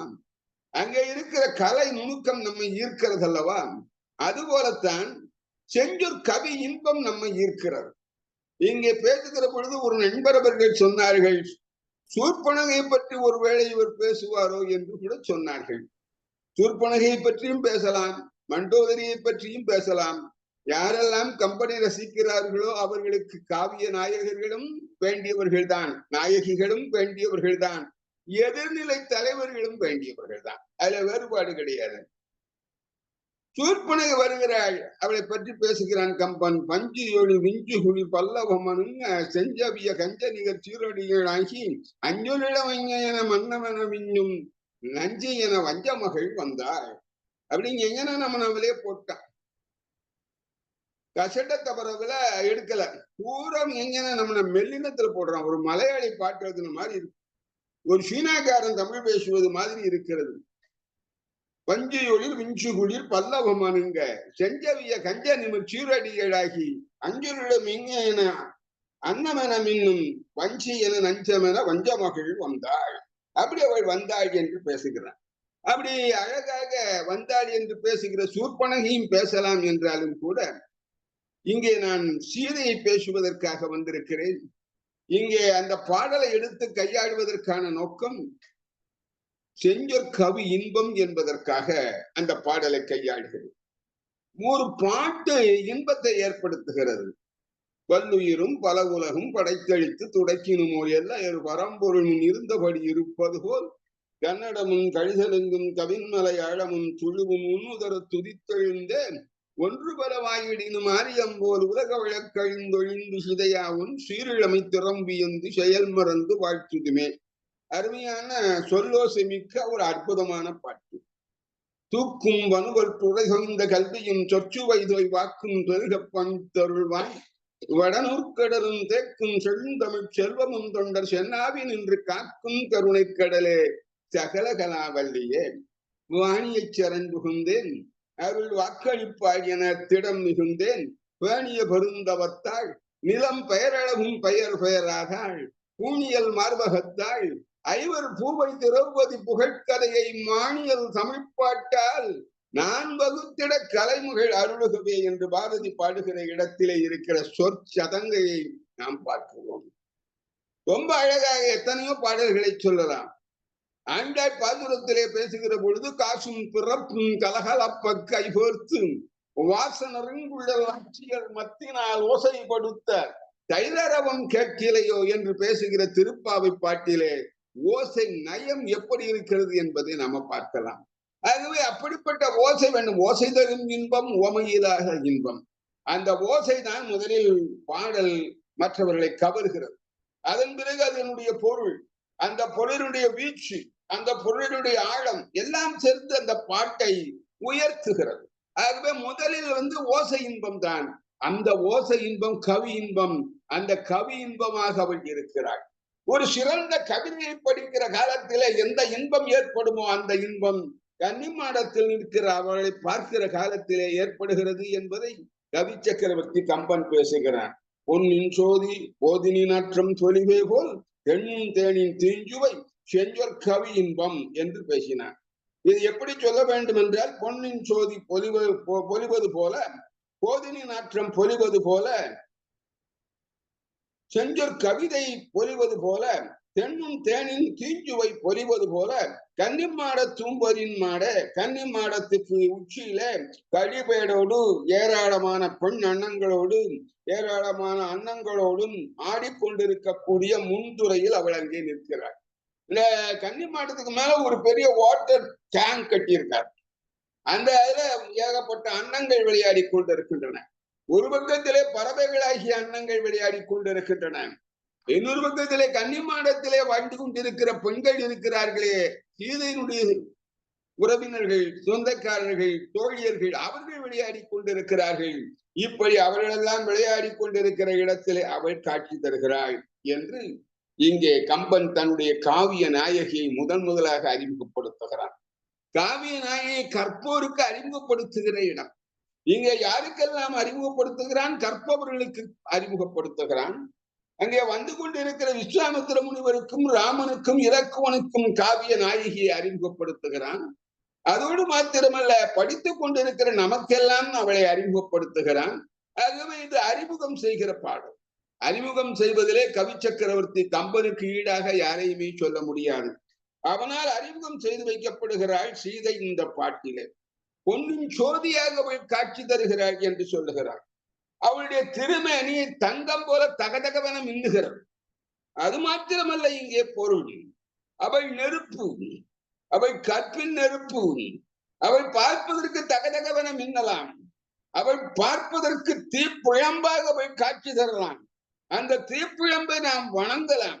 அந்த தீயில இருந்து தீயை எடுத்து கொண்டு போய் தன் வீட்டிலே விளக்கு ஏற்றலாம். ஆனால் அது தீப்பிழம்பாக இருக்கிற அந்த பிழம்பை கட்டி அணைத்து அதை அப்படியே இருக தழுவி கொள்ளலாம் என்று ஒருவன் நினைப்பானே, ஆனால் அவன் சுட்டெரித்து சாம்பலாக்கப்பட்டு விடுவான் என்று தன்னுடைய நாயகியை யாரும் தவறான நோக்கத்தில் தொடக்கூடாது என்பதற்காக பொன்னின் சோதி போதினி நாற்றம் பொலிவே போல் தென்னும் தேனின் தீஞ்சுவை செஞ்சொற் கவியின்பம் கனிமாட தும்பரின் மாடே கழிபேடோடு அன்னமாடு முன்துரை கண்டு அங்கு நின்றார். அங்க நின்றுட்டாங்க. இதுவரைக்கும் நடந்து வந்தார்கள் 3 பேரும். கன்னிமாடத்து கிட்டத்துல வந்துட்டாங்க. சீதை என்கின்ற பெருமாட்டியை பார்த்த மாத்திரத்தில் அங்கே நின்று விட்டார்கள். அவளிடத்துல எல்லா குணநலன்களும் ஏறி இருக்கின்றன. அவளிடத்துல என்னவெல்லாம் இருக்கின்றன? கண்டு கேட்டு உண்டு உயிர்த்து உற்றறியும் ஐம்புலனும் ஒன்றொடி பால் உளர் ஒளி நாற்றும் சுவை ஓசை என்கின்ற ஐம்பொறிகளால் பெறப்படும் அற்புதமான இன்பங்கள் எல்லாம் அவளிடத்திலே இருக்கின்றன. இந்த 5 ஊற்று இன்பத்தை கூறாமல் அதை உபலட்சணமாக நாம் தெரிந்து கொள்ள வேண்டும் என்று வைத்திருக்கிறான் கவி சக்கரவர்த்தி கம்பன். அப்படி அந்த சீதை எங்கே காட்சி தருகிறாள். அவள் எப்படி காட்சி தருகிறாள் என்பதை மேலும் பல பாடல்களிலே கவி சக்கரவர்த்தி கம்பன் சொல்லுகிறான். கொல்லும் வேலும் கூற்றமும் என்னும் இவையெல்லாம் வெல்லும் வெல்லும் என மதற்கும் வீழ்கொண்டாள். சொல்லும் தன்மைக்கு அன்று அது குன்றும் சுவரும் திண்கல்லும் புல்லும் கண்டு உருக பெண்கணி நின்றாள். அந்த பெண்ணானவள் எப்படி இருக்கிறாள் தெரியுமா? அவள் நிற்கிற தோற்றம் எப்படி இருக்கிறது தெரியுமா? அவளுடைய கண்கள் எப்படி இருக்கின்றன தெரியுமா? அந்த கண்கள் எத்தகைய கண்கள் தெரியுமா? அந்த கண்கள் எல்லாரையும் அப்படியே பார்த்த மாத்திரத்தில இருக்கின்ற கண்கள். வெல்லும் வெல்லும் என மதக்கின்ற விழி கொண்டா. எதையுமே வெல்லக்கூடிய ஆற்றல் படைத்தவை அந்த கண்கள் என்று மதர்க்கின்ற விழிகளை அவள் கொண்டிருக்கிறாள். அவள் கண்ணழகி, சாதாரணமான அழகி அல்ல, கண்ணழகி. கொல்லும் வேலையும் கூற்றத்தையும் வெல்லக்கூடியவள். கண்ணுக்கு வீச்சு உண்டு, கண்ணுக்கு நோவுபடுத்துகிற ஆற்றல் உண்டு, கண்ணுக்கு இனிமையை தருகிற ஆற்றல் உண்டு. இத்தனையும் தருகிறவளாக அவள் இருக்கிறாள். கண் வீச்சு கொலைவாளியின் வீச்சை விட கடுமையானது, கண் வீச்சு வேலின் வீச்சை விட அதிகமானது. அப்படி அவள் நின்று கொண்டிருக்கிறாள். அப்படி அவள் நின்று கொண்டு பார்க்கிறாள். அவளும் நின்று விட்டாள். அவளும் நின்று பார்க்கிறாள். பெண்கனி நின்றாள் என்று பேசினாள். கல்லும் புல்லும் கண்டு உருக பெண் கனி நின்றாள். அந்த பெண்ணாகிய பெண் கனியாகிய அந்த சீதை நின்றாள். இங்கே 3 பேர்கள் நின்றார்கள் என்று நான் முதலிலே சொன்னேன். விஸ்வாமித்திர முனிவன், ராமன், இலக்குவன். விஸ்வாமித்திர முனிவன் பார்த்தான், ஏதோ விளையாடி கொண்டிருக்கிறார்கள் பெண்கள், நமக்கு இங்க என்ன வேலை என்று அவன் போய்கொண்டிருக்கிறான். அவன் பின்னாலே இலக்குவனும் போய்கொண்டிருக்கிறான். ஆனால் ராமன் மாத்திரம் நிற்கிறான். ராமன் நிற்பது மாத்திரமல்ல, எதிர்த்தாற் போல சீதையும் நிற்கிறாள். 2 பேரும் ஒருவரை ஒருவர் பார்க்கிறார்கள். எண்ணறு நலத்தினாள் இணைகள் நின்றுடி கண்ணொடு கண்ணினை கவ்வி ஒன்றை ஒன்று உண்ணவும் நிலைபெறாது உணர்வும் ஒன்றிட அண்ணலும் நோக்கினான் அவளும் நோக்கினாள். தமிழ்நாட்டுல எல்லாருக்கும் தெரிந்த ஒரு வரியை நான் சொல்றேன். அண்ணலும் நோக்கினான் அவளும் நோக்கினாள். ராமனும் பார்த்தான், அவளும் பார்த்தாள். கண்ணோடு கண்ணினை கவ்வி ஒன்றை ஒன்று உண்ணவும் நிலைபெறாது உணர்வும் ஒன்றிட அண்ணலும் நோக்கினான் அவளும் நோக்கினாள்.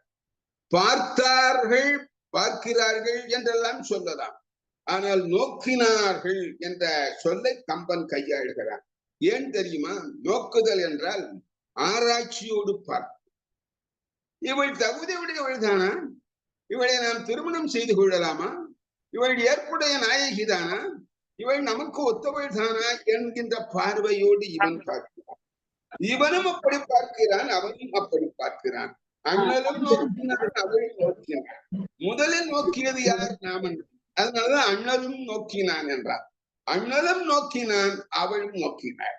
நோக்குதல் என்பதற்கும் பார்க்கிறது என்பதற்கும் வித்தியாசம் இருக்கிறது, வேறுபாடு இருக்கிறது. நாம இங்க பேசிக் கொண்டிருக்கிறோம். ஒரு பெரிய அறையிலே கல்யாண திருக்கோலமாக நாம் ராமனுடைய வரலாற்றை பேசிக் கொண்டிருக்கிற பொழுது அந்த அறைக்கு ஒரு அம்மையார் வருகிறார்கள். அவர்களுடைய படாடபமான பட்டுடைகள், அவர்களுடைய நகைகள், ஆபரணங்கள், இதோடு அவள் வருகிறாள். அந்த அம்மா வந்த உடனே பெண்கள் எல்லாம் பேசிக் கொண்டிருக்கிறார்கள். என்ன பட்டு கட்டி இருக்கா, ஜருகை எவ்வளவு இருக்கு, அவளுடைய நகைகள் எப்படி எடை போடுறாங்க. அதுதான் நோக்கு. ஏதோ வராங்க, அந்த அம்மா வந்து உட்கார்ந்துட்டு இருக்காங்க அப்படின்னு ஆடவர்கள் பேசாம இருந்துருவாங்க. ஆனால் பெண்கள் நோக்குகிறார்கள். நோக்குதல் என்ற சொல்லுக்கும் பார்த்தல் என்ற சொல்லுக்கும் வேறுபாடு இருக்கிறது. இங்கே அதை விட ஒரு நுட்பமான செய்தி என்னவென்று சொன்னால், கம்பன் காலத்தில காதல் எப்படி வளர்ந்திருக்கிறது என்பதை இங்கே கம்பன் உணர்த்துகின்றான். திருவள்ளுவர் காலத்தில் எப்படி இருந்தது? அவள் பார்க்கிற போது இவன் பார்ப்பதில்லை, இவன் பார்க்கிற போது அவள் பார்ப்பதில்லை. மயிலாப்பூர்ல ஒரு பெரிய வீதியில ஒரு இளைஞன் மண்டம் ஒரு முறுக்கு மீசை வாய்ந்த கட்டிடம் காலை ஒருவன் போகிறான். அவளை ஒரு பெண் தன்னுடைய திண்ணையில வீட்டில இருந்து கொண்டு பார்க்கிறாள். இவன் தன் மீது ஒரு பார்வை விழுகிறதே என்பதற்காக பார்க்கிற பொழுது அவள் வேறு பக்கம் திரும்பிக் கொள்ளுகிறாள். திரும்ப இவன் நடக்கிறான். திரும்பவும் அவள் பார்க்கிறாள். திரும்பவும் அவள் பக்கம் பார்க்கிற போது அவள் திரும்பிக் கொள்ளுகிறாள். மீண்டும் இவன் போகிறான். போகிற போது அவள் பார்க்கிறாள். இப்பொழுதும் இவன் பார்க்கிறான். இப்போது ஒரு சின்ன முன்னேற்றம், சிறிதாக மெதுவாக ஒரு முறுவலை செலுத்தி கொண்டு இவனை பார்க்கிறாள். இப்படி ஒரு காட்சி. இது ஒரு இளைஞனுக்கு அந்த காலத்துல ஏற்பட்டது. இப்படி ஒரு பெண் பார்த்தால் இளைஞன் என்ன ஆவான்? ராப்புறம் அவனுக்கு தூக்கம் கிடையாது. நாளொன்று போவதற்கு அவன் பட்ட பாடனைத்தும் தாழம்படுமோ தரிபடுமோ யார் அறிவார் என்று நாம சொல்லலாம். அந்த நிலையில மறுநாள் காலையில தன் நண்பனிடத்துல கேட்டான், இப்படி ஒரு சிக்கல்ல மாட்டிக்கிட்டேனடா, நான் என்ன பண்றதுன்னு. வேற ஒண்ணும் இல்ல, நம்ம மயிலாப்பூர்ல ஒரு பெரிய உளவியல் நிபுணர் இருக்காரு வள்ளுவர்னு, அவர்கிட்ட போய் கேளுன்னா. அவர்கிட்ட போய் சொன்னா அந்த வள்ளுவர் சொன்னார், அடே உனக்கும் அந்த பெண்ணுக்கும் ஒரு காதல் அரும்பி இருக்கிறது. இது அரும்பி பகலெல்லாம் போதாகி மாலை மலருகின்ற நோயாக அது வந்து கொண்டிருக்கிறது. அதனாலே நீ இரவு நேரம் பூராவும் தூங்காமல் இருந்திருக்கிறாய். உனக்கு பேனாவையா ஏடு பிடித்து எழுத தெரியுமா? எழுத்தாணி பிடித்து எழுத தெரியுமா? இதோ எழுத்தாணியை தான் தருகிறேன், ஏட்டையும் தருகிறேன், எழுது. யான் நோக்கும் காலை நிலம் நோக்கும், நோக்காக்கால் தான் நோக்கி மெல்லனாகும். யான் நோக்கும் காலை நிலம் நோக்கும், நோக்காக்கால் தான் நோக்கி மெல்லனகும். அவள் பார்க்கிற போது இவன் பார்க்க முடியவில்லை, இவன் பார்க்கிற போது அவள் பார்க்கவில்லை என்று ஒருவர் பார்க்காமல் இருந்ததாக திருவள்ளுவர் காலத்திய காதல் அரும்புகின்றது.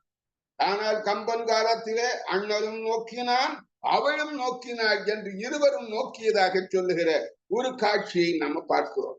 கிட்டத்தட்ட ஒரு 1000 ஆண்டு கால இடைவெளி. இங்கே பேசுகிற பொழுது, எனக்கு முன்னாலே ஒருவர் பேசுகிற பொழுது சொன்னார், கம்பராமாயணம் என்பது வால்மீகியினுடைய வடமொழி காப்பியத்தை அடிப்படையாக வைத்துக் கொண்டு எழுதப்பட்டது. ஆனால் சில மாற்றங்கள் செய்திருக்கிறான் கம்பன் என்று சொன்னார்கள். இங்கே இது ஒரு மாற்றம். ஆதிகவியாகிய வால்மீகி அவனுடைய காவியத்திலே ராமனும் சீதையும் ஒருவரை ஒருவர் சந்தித்துக் கொண்டதாக காட்டவில்லை.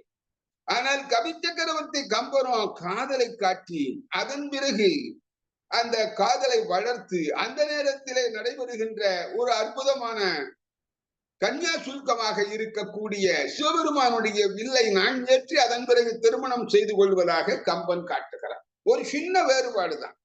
ஆனால் இந்த வேறுபாடு தமிழ் இலக்கியத்தினுடைய கட்டுக்கோப்பை பாதுகாக்கின்ற உயர்ந்த ஒரு வேறுபாடு. தமிழ் இலக்கியம் காதலை எப்படி சொல்லுகிறது என்பதை காட்டுகின்ற இடம். ஆகவே ஒருவரை ஒருவர் பார்க்கிறார்கள் என்ற நிகழ்ச்சியை கம்பன் படைக்கிறார். இது கம்பன் தான் படைத்தானா? அவனுக்குத்தான் இந்த பெருமையா? இல்லை, கம்பனுக்கு முன்னாலேயே தமிழ்நாட்டிலே வால்மீகியிலே இருந்து ராமாயணம் தமிழகத்திற்கு வந்து விட்டது. தொல்காப்பியருடைய பொருளதிகாரத்துல ஒரு பகுதியை விளக்கி வருகிற காலத்தில் நச்சினார்க்கினியார் ஒரு பாடலை எடுத்துக்காட்டாக போடுகிறார். ஆழ்வினை முடித்த அருந்தவ முனிவன் வேள்வி போற்றிய ராமவனோடு மிதிலை மூதூர் எழுதிய ஞான்றை மதியுடம்பட்ட மாக்கட் சீதை என்று சொல்லுகிறார். அதாவது காதலிலே ரொம்ப முக்கியமானது கைக்கிளை. அந்த கைக்கிளையை எடுத்து சொல்லுகிற பொழுது அதற்கு ஒரு எடுத்துக்காட்டு சொல்ல வேண்டும் அல்லவா? ஆகவே பாரத்வாஜி நச்சினார்க்கினியார் தன்னுடைய அருமையான விளக்க உரையிலே இந்த பாடலை சொல்கிறார். ஆழ்வினை முடித்த அருந்தவ முனிவன் வேள்வி போற்றிய ராமனவனோடு மிதிலை மூதூர் எய்திய ஞான்றை மதியுடம்பட்ட மாக்கட் சீதை என்று பேசுகிறார். கவி சக்கரவர்த்தி கம்பனுடைய திருப்பம், அவனுடைய சீர்திருத்தம் என்பதல்ல. கம்பன் விருத்தத்திலே பாட்டுக்கள் பாடுவதற்கு முன்பாக யாரோ ஒருவன் ஏற்கனவே பாடியிருக்கிறான். இது பழமையான ஒரு ராமாயண செய்யுள். அந்த ராமாயண செய்யுளிலே முதலாக ஒரு மாற்றத்தை ராமனும் சீதையும் சந்திப்பது போல் காட்டியதனால அதை மெருகேற்றி கம்பன் இங்கே பாடியிருக்கிறான் என்பதை தாழ்மையோடு நான் தெரிவித்துக் கொள்கின்றேன். அதாவது முதல்ல திருவள்ளுவர் காலத்துல ஒருத்தர் நேரம் பார்க்கல. அப்ப இவ பார்க்க அப்புறம் நேரம் கழிச்சு அப்படியே காலால தரையில கோலம் எல்லாம் போட்டு அதுக்கப்புறம் அவன் லேசா பார்க்க லேசா சிரிக்கா, இப்படியாக காதல் வளர்ந்ததாக வள்ளுவர் பேசுகிறார். ஆனால் கவி சக்கரவர்த்தி கம்பன் எப்படி சொல்லுகிறான்? அண்ணலும் நோக்கினான் அவளும் நோக்கினாள் என்று பேசிவிட்டான். முதல்ல ஆண் தான் பார்க்கிறான், நாயகன் தான் பார்க்கிறான், பாட்டுடைய தலைவன் தான் பார்க்கிறான். ஆகவே அண்ணலும் நோக்கினான். அவன் முதல்ல பார்த்தான்னு போட்டா அது சரியில்லை. இவன் பார்த்தான், நாயகன் பார்த்தான், காளை பார்த்தான், அவன் பார்த்தான் என்று சொன்னால் தான் சரி. ஆகவே அண்ணலும் நோக்கினான் அவளும் நோக்கினாள். அதுக்கு பின்னால பாரதி வரான். பாரதி ஒரு காதல் காட்சியை சொல்லுகிறான். குயில் என்று ஒரு சிறு காப்பியம். அந்த சிறு காப்பியத்திலே அவன் அற்புதமாக தன்னுடைய கவிதா சாமர்த்தியத்தை காட்டியிருக்கிறான். அதிலே ஒரு நாயகியும் நாயகனும் காதல் கொள்ளுகிறார்கள். அதே ஒரு முனிவன் பேசுவதாக இருக்கிறது. அந்த முனிவன் சொல்லுகிறான் அந்த பெண்ணை பார்த்து, நின்னை அவன் நோக்கி நின்றான். நீ இருக்கிற உன்னை பாக்குறான், நின்னை அவன் நோக்கி நின்றான். நோக்கி நின்றான் தான், நின்னை அவன் நோக்கி நின்றான். நீ அவனை நோக்கி நின்றாய். அன்னதொரு நோக்கினிலே ஆவி கலந்து விட்டீர், ஆவி கலந்து விட்டீர் என்று சொல்லி அந்த காதலை முற்றுப்பெற செய்கிறான் பாரதி. ஆக இப்படி வளர்ந்து வந்த காதலினுடைய உயர்வை நாம் இங்கே பார்க்கிறோம். ஆகவே நோக்கியனும் முதுகொள் வேலை வேலினை ஆக்கிய மதுகையான் தோழில் ஆழ்ந்தன வீக்கிய கனகிடல் வீரன் செங்கனும் தாக்கணங்கனையவள் தனத்தில் தைத்தவே. நோக்கிய ஏற்கனவே பார்த்தாச்சு. நோக்குன்னா ஒரு ஆராய்ச்சியோட கூடிய பார்வை. அவள் பார்க்கிறாள். நல்ல திரண்ட திண்டோட இருக்கான், நல்ல ஆற்றல் வாய்ந்தவனாக இருக்கான், கருகருன்னு இருக்கான், கருப்பா இருக்கான், கரிய செம்மலாக இருக்கிறான். அந்த கரிய செம்மலாக இருப்பவனுடைய மார்பு விரிந்து பறந்திருக்கிறது. அவனுடைய தோள்கள் உயர்ந்திருக்கின்றன. தோள் கண்டார் தோளே கண்டார் என்று சொல்லக்கூடிய தோள் இருக்கிறான். இவன் நமக்கு ஏற்ற நாயகன் தான் என்று அவள் நினைத்தாள். இவனும் அவள் தனக்கு ஏற்ற நாயகி என்று நினைத்தாள். அவள் இரண்டு பேரும் நோக்கு எனும் முதுகொள் வேலினை ஆக்கிய மதுகையான் தோளில் விழுந்தன. அவளுடைய பார்வை இவனுடைய தோள்களிலே விழுந்தன. தோளே கண்டார் தொடுகளல் கமலமன்ன தாழ் கண்டார் தக்க கண்டார் மத்தே. ஒரு இளைஞன் என்று சொன்னால் அவன் தோளாற்றல் மிக்கவனாக இருக்க வேண்டும், தோள் வலிமையுடையவனாக இருக்க வேண்டும். அந்த நங்கை இவனுடைய தோளாற்றலை பார்க்கிறாள். தோள் கண்டார் தோளே கண்டார். அந்த கடல் வீரனுடைய ஆற்றலை அவள் எடை போட்டு பார்க்கிறாள். தாக்கணங்கனை அவளுடைய தனத்தில் இவனுடைய நோக்கம் போய் சேருகிறது. அவள் எப்படி இருக்கிறாள், அவளுடைய அழகு எப்படி இருக்கிறது, அவயவங்கள் எப்படி இருக்கின்றன, எது எப்படி இருக்க வேண்டுமோ அப்படி இருக்கின்றனவா, செப்பட்டு செய்த மென் முலையாக அவளுடைய முறை இருக்கின்றதா என்பதை இவன் பார்க்கிறான். இப்படி ஒருவரை ஒருவர் பார்த்து கொண்டார்கள் என்று கம்பன் மேலும் அந்த காதலை வளர்க்கிறான். வருகிய நோக்கெனும் பாசத்தார் துணித்து ஒருவரை ஒருவர் தம் உள்ளம் ஈர்த்தலால் வரிசிலை அண்ணலும் வாட்கண் நங்கையும் இருவரும் மாறிப்புக்கு இதயம் எய்தினார். ரெண்டு பேரும் இதய பரிவர்த்தனமே செய்து கொண்டார்கள்.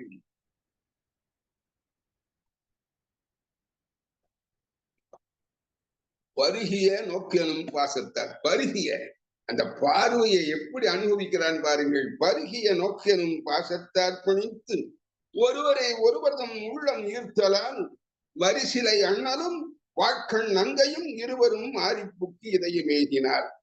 வரிசிலை அண்ணல், அவன் கையில வில் இருக்கு, வில்லோடு வந்திருக்கான். பின்னால அம்புராத்தினி கலைப்புட்டியில் இருக்கிறது, இரண்டோடும் வந்திருக்கிறான். வரிசிலை அண்ணல், சிலை என்றால் இங்கே வில். ராமனுக்கே தெய்வ சிலையான் என்று பெயர். ஆகவே வரிசிலையோடு அவன் வந்திருக்கிறான். வரிசிலை அண்ணலும் வாட்கண் நங்கையும், இவளுக்கும் வாழ போடுறான். இங்க வில்ல போட்டு அங்க வாட்கண் நங்கை, அவளுடைய கண் வாட்கண். வாளுக்கு எப்படி வீச்சு எப்படி இருக்கிறதோ, வாழ் எப்படி வேகமாக வீசுமோ அதுபோல அவள் வேகமாக பார்ப்பாள். வீச்சு பலமாக விழுகிற காலத்திலே நோவு ஏற்படும் அல்லவா வாழ் வீசினாள். அதுபோல இவள் கண் பார்த்ததுனால இவனுக்கு நோவு ஏற்பட்டு இன்று இரவு பூராவும் அவளையே நினைத்து தானும தையலும் இரவுமாக கழித்தான் என்று பின்னாலே கம்பன் பேச இருக்கின்றான்.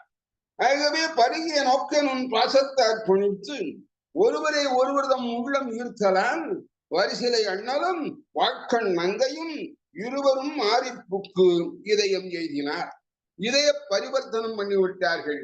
இவன் இதயத்தை மென்மையாக அவளிடத்திலே அனுப்ப, அவள் தன்னுடைய இதயத்தை கன்னிமாடத்தின் முன்பரிலே இருந்து இவனுக்கு கொடுக்க, இரண்டு பேரும் இதய பரிவர்த்தனம் செய்து கொண்டார்கள்.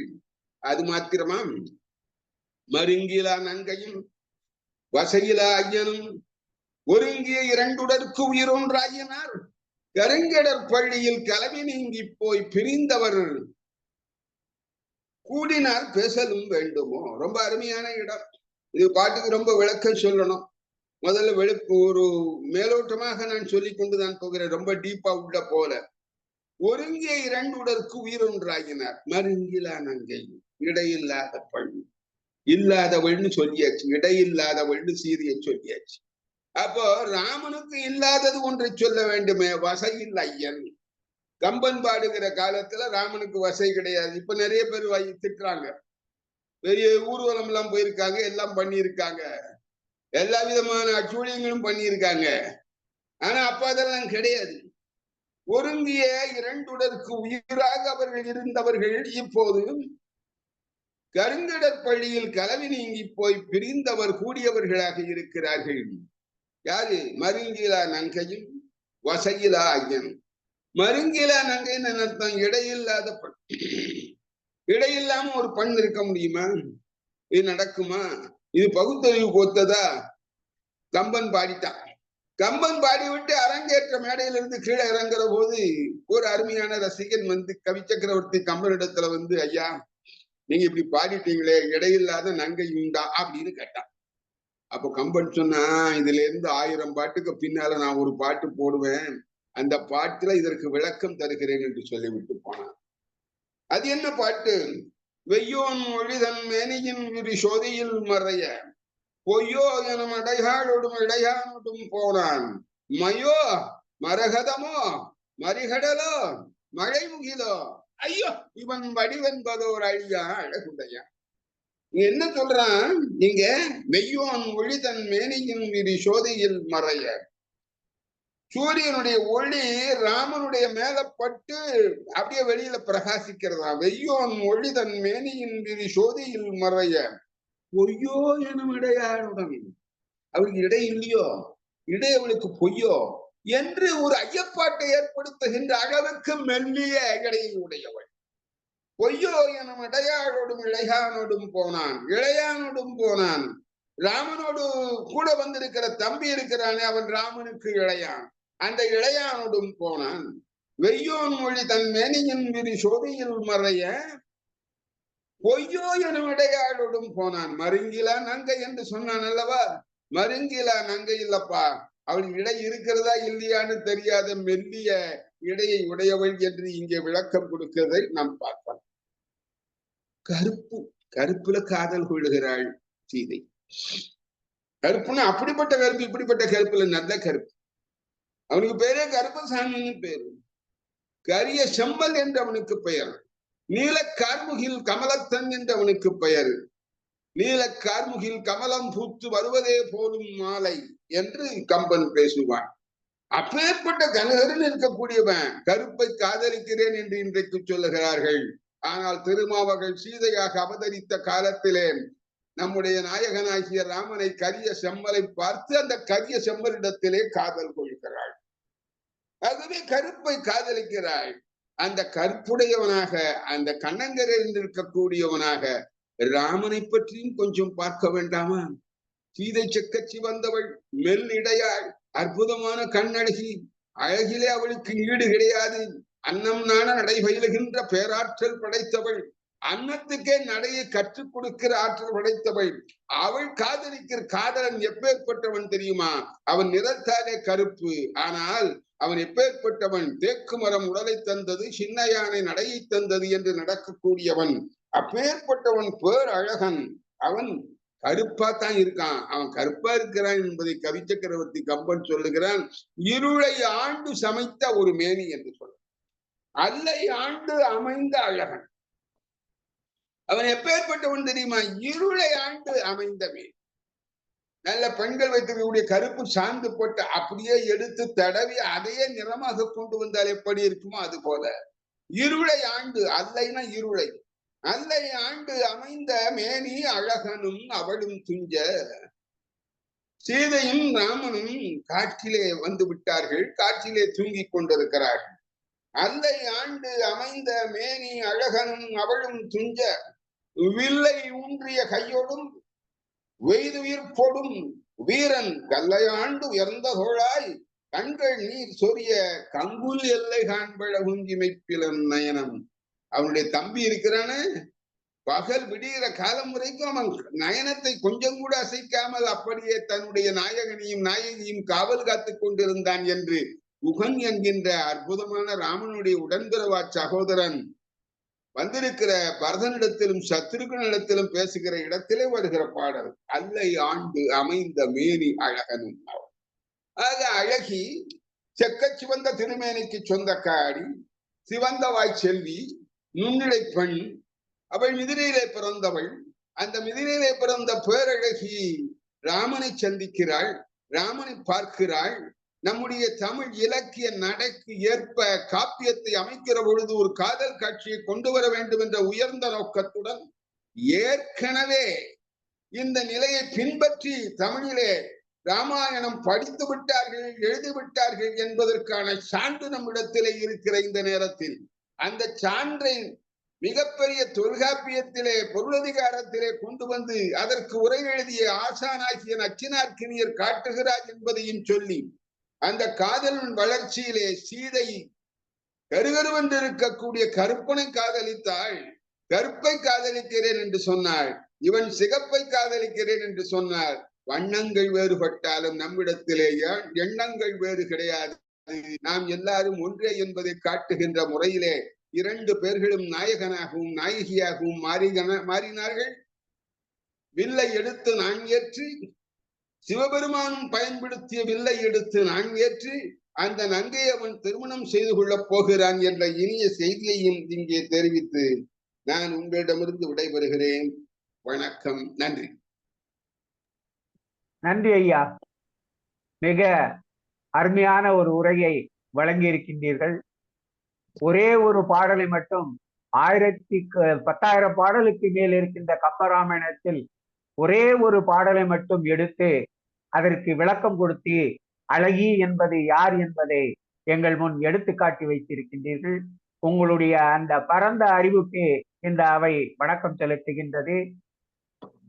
எப்படிப்பட்ட எடுத்துக்காட்டுகளை எல்லாம் நீங்கள் எடுத்தீர்கள். காதல் என்பதை கம்பன் எப்படி கூறினான், வள்ளுவன் எப்படி கூறினான், பாரதி எப்படி கூறியிருக்கின்றான் என்பதையெல்லாம் விளக்கி காதலை பற்றி ஒவ்வொரு காலகட்டத்திலும் அவை எப்படியெல்லாம் பரிமாற்றம் அடைந்திருக்கின்றன என்பதையெல்லாம் எடுத்து கூறி அழகி என்ற சொல்லை மிக அழகாக எங்களுக்கு விளக்கி காட்டினீர்கள்.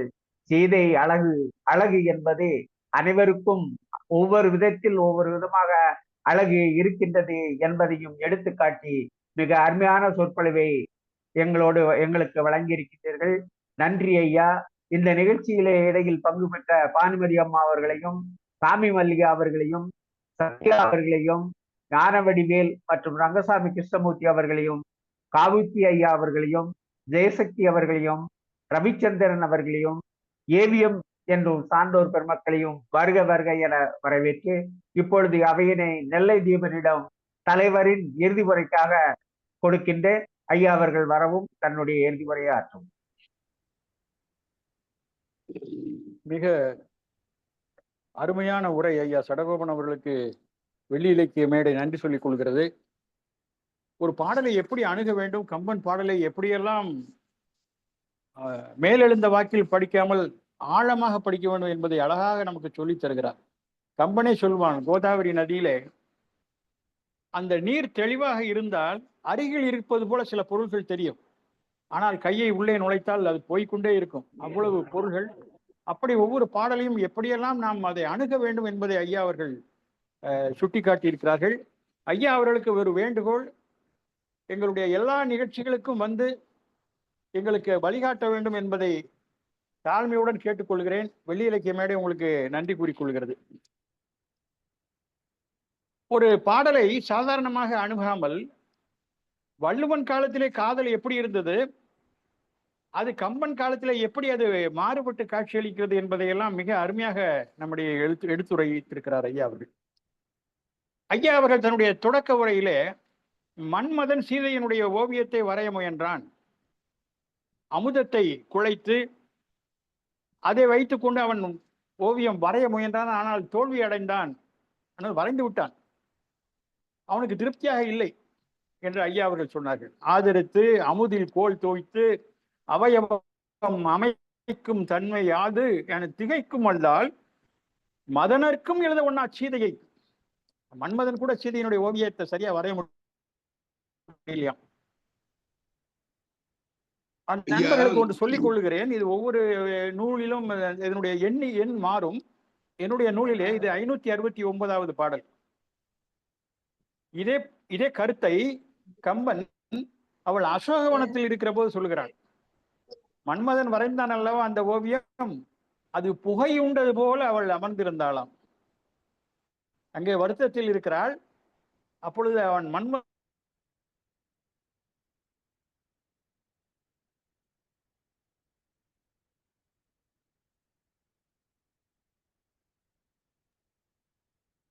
கேட்கலையே நல்ல தீபன்.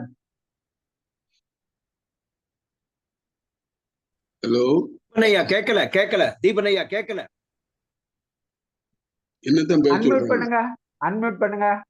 இல்ல மியூட் ஆயிடுச்சா? வேறு ஏதோ இடையூறு இணையத்தை.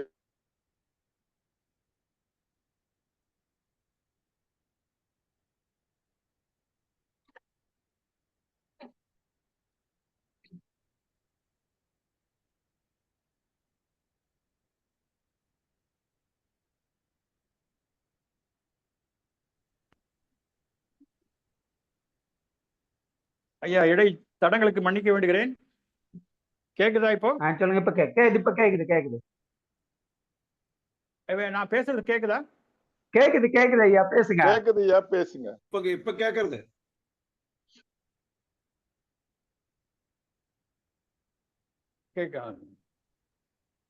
மன்னிக்கிறோம், நெட் ஏதோ கட் ஆயிடுச்சு இடையில. நான் பேசுறேன். இதே இருந்தது பாரு. நான் சொன்னது போல அவன் மன்மதன் அவளை வரைவதற்கு முயற்சி செய்கிறான். அங்கே அசோகவனத்தில் அவள் இருக்கிற போது அந்த ஓவியம் புகை உண்டதை போல அமர்ந்திருந்தாளாம், பொழிவிழந்து அமர்ந்திருந்தாளாம். ஐயா அவர்கள் அந்த சீதை கன்னிமாடத்தில் இருந்த காட்சியை எல்லாம் மிக அருமையாக எடுத்துரைத்தார்கள். அந்த கற்பனை மிக அருமையாக இருந்தது. அதை பற்றி அந்த கருத்தை வைத்துக் கொண்டு ஒரு நடனம் கூட அமைத்திருக்கிறார்கள் என்று கேள்விப்பட்டிருக்கிறேன். பெண்கள் பரதநாட்டியத்தை அந்த கன்னிமாடத்திலே சீதை அந்த பெண்களோடு பந்து விளையாடுவது போலவும் அப்படி ஒரு காட்சியை அமைத்திருக்கிறார்கள். பத்மா சுப்பிரமணியன் என்று கேள்விப்பட்டிருக்கிறேன். அந்த பெண் மேலே நின்று கொண்டிருக்கிறாள். கீழே அந்த தெரு முழுக்க எல்லோரும் அப்படியே நிற்கிறார்கள். ஏன் என்று கேட்டால் அங்கே சீதையினுடைய அழகை பார்த்து ரசித்துக் கொண்டிருக்கிறார்கள். இப்படி ஒரு பெண் மேலே நின்று கொண்டிருந்தால் கீழே நின்று பார்ப்பது என்பது பண்பாடாகுமா என்று பார்த்தால், கீழே நின்று பார்த்தவர்கள் அத்தனை பேரும் பெண்களாம். உமையால் ஒக்கும் மங்கையர் உச்சி கரம் வைக்கும் என்று சொல்வான் கம்பன். கீழே நிற்பவர்கள் அப்படி ஒன்றும் சளைத்தவர்கள் அல்ல, அவர்களும் திருமலையைப் போல அவ்வளவு அழகாக இருப்பவர்கள். உமையால் ஒக்கும் மங்கையர் உச்சி கரம் வைக்கும். உணர்வு மேலிட்டால் சீதையினுடைய அழகிலே மயங்கி 2 கைகளும் மேலே போய்விட்டன. உமையால் ஒக்கும் மங்கையர் உச்சி கரம் வைக்கும், கமையால் மேனி கண்டவர் காட்சி கரை காணார். பார்க்கிறவங்க பார்த்துக்கிட்டே இருக்கிறாங்க, போகல. இமையா நாட்டம் பெற்றிடம் என்பர். தேவர்களா இருந்தா நம்ம இதுக்குள்ள அந்த எம மூடும் போது அவன் அழகையை பார்த்துக்கிட்டே இருக்கும்போது அது இடையூறா இருக்குதான். தேவர்களா பிறந்திருந்தா அந்த எம அவங்களுக்கு துடிக்காதுன்னு சொல்லுவாங்க இல்லையா, அப்படி பிறந்திருக்கலாமேன்னு சொல்றாங்க. இமையா நாட்டம் பெற்றிடம் என்பர், இரு கண்ணால் அமையாது என்பார் அந்தர வானத்தவர் எல்லாம். அந்தர வானத்தவர்கள் எல்லாம் இல்ல நீ இமைக்காத கண்ணு இருந்தாலும் நீ அவங்களை பார்க்க முடியாது அந்த அழகை அப்படின்னு. அவ்வளவு அருமையான அவளுடைய அழகை பற்றி சொல்லக்கூடிய இடங்கள் நிறைய உண்டு. கம்பனே நான் எப்படி ஊமை சொல்வேன் அவளுடைய அழகுக்கு என்று சொல்லுகிறான். செப்பும் காலை சொல்லுகிற போது செங்கமலத்தவன் முதல் யாரும் எப்பெண்பாலும் கொண்டு உவமிப்போர் ஓமிக்கும். எந்த பெண்ணையும் சொல்லணும்னா என்ன சொல்லுவாங்க? லட்சுமி கடாட்சமா இருக்கிறா, திருமகளை போல இருக்கிறான்னு சொல்லுவாங்க.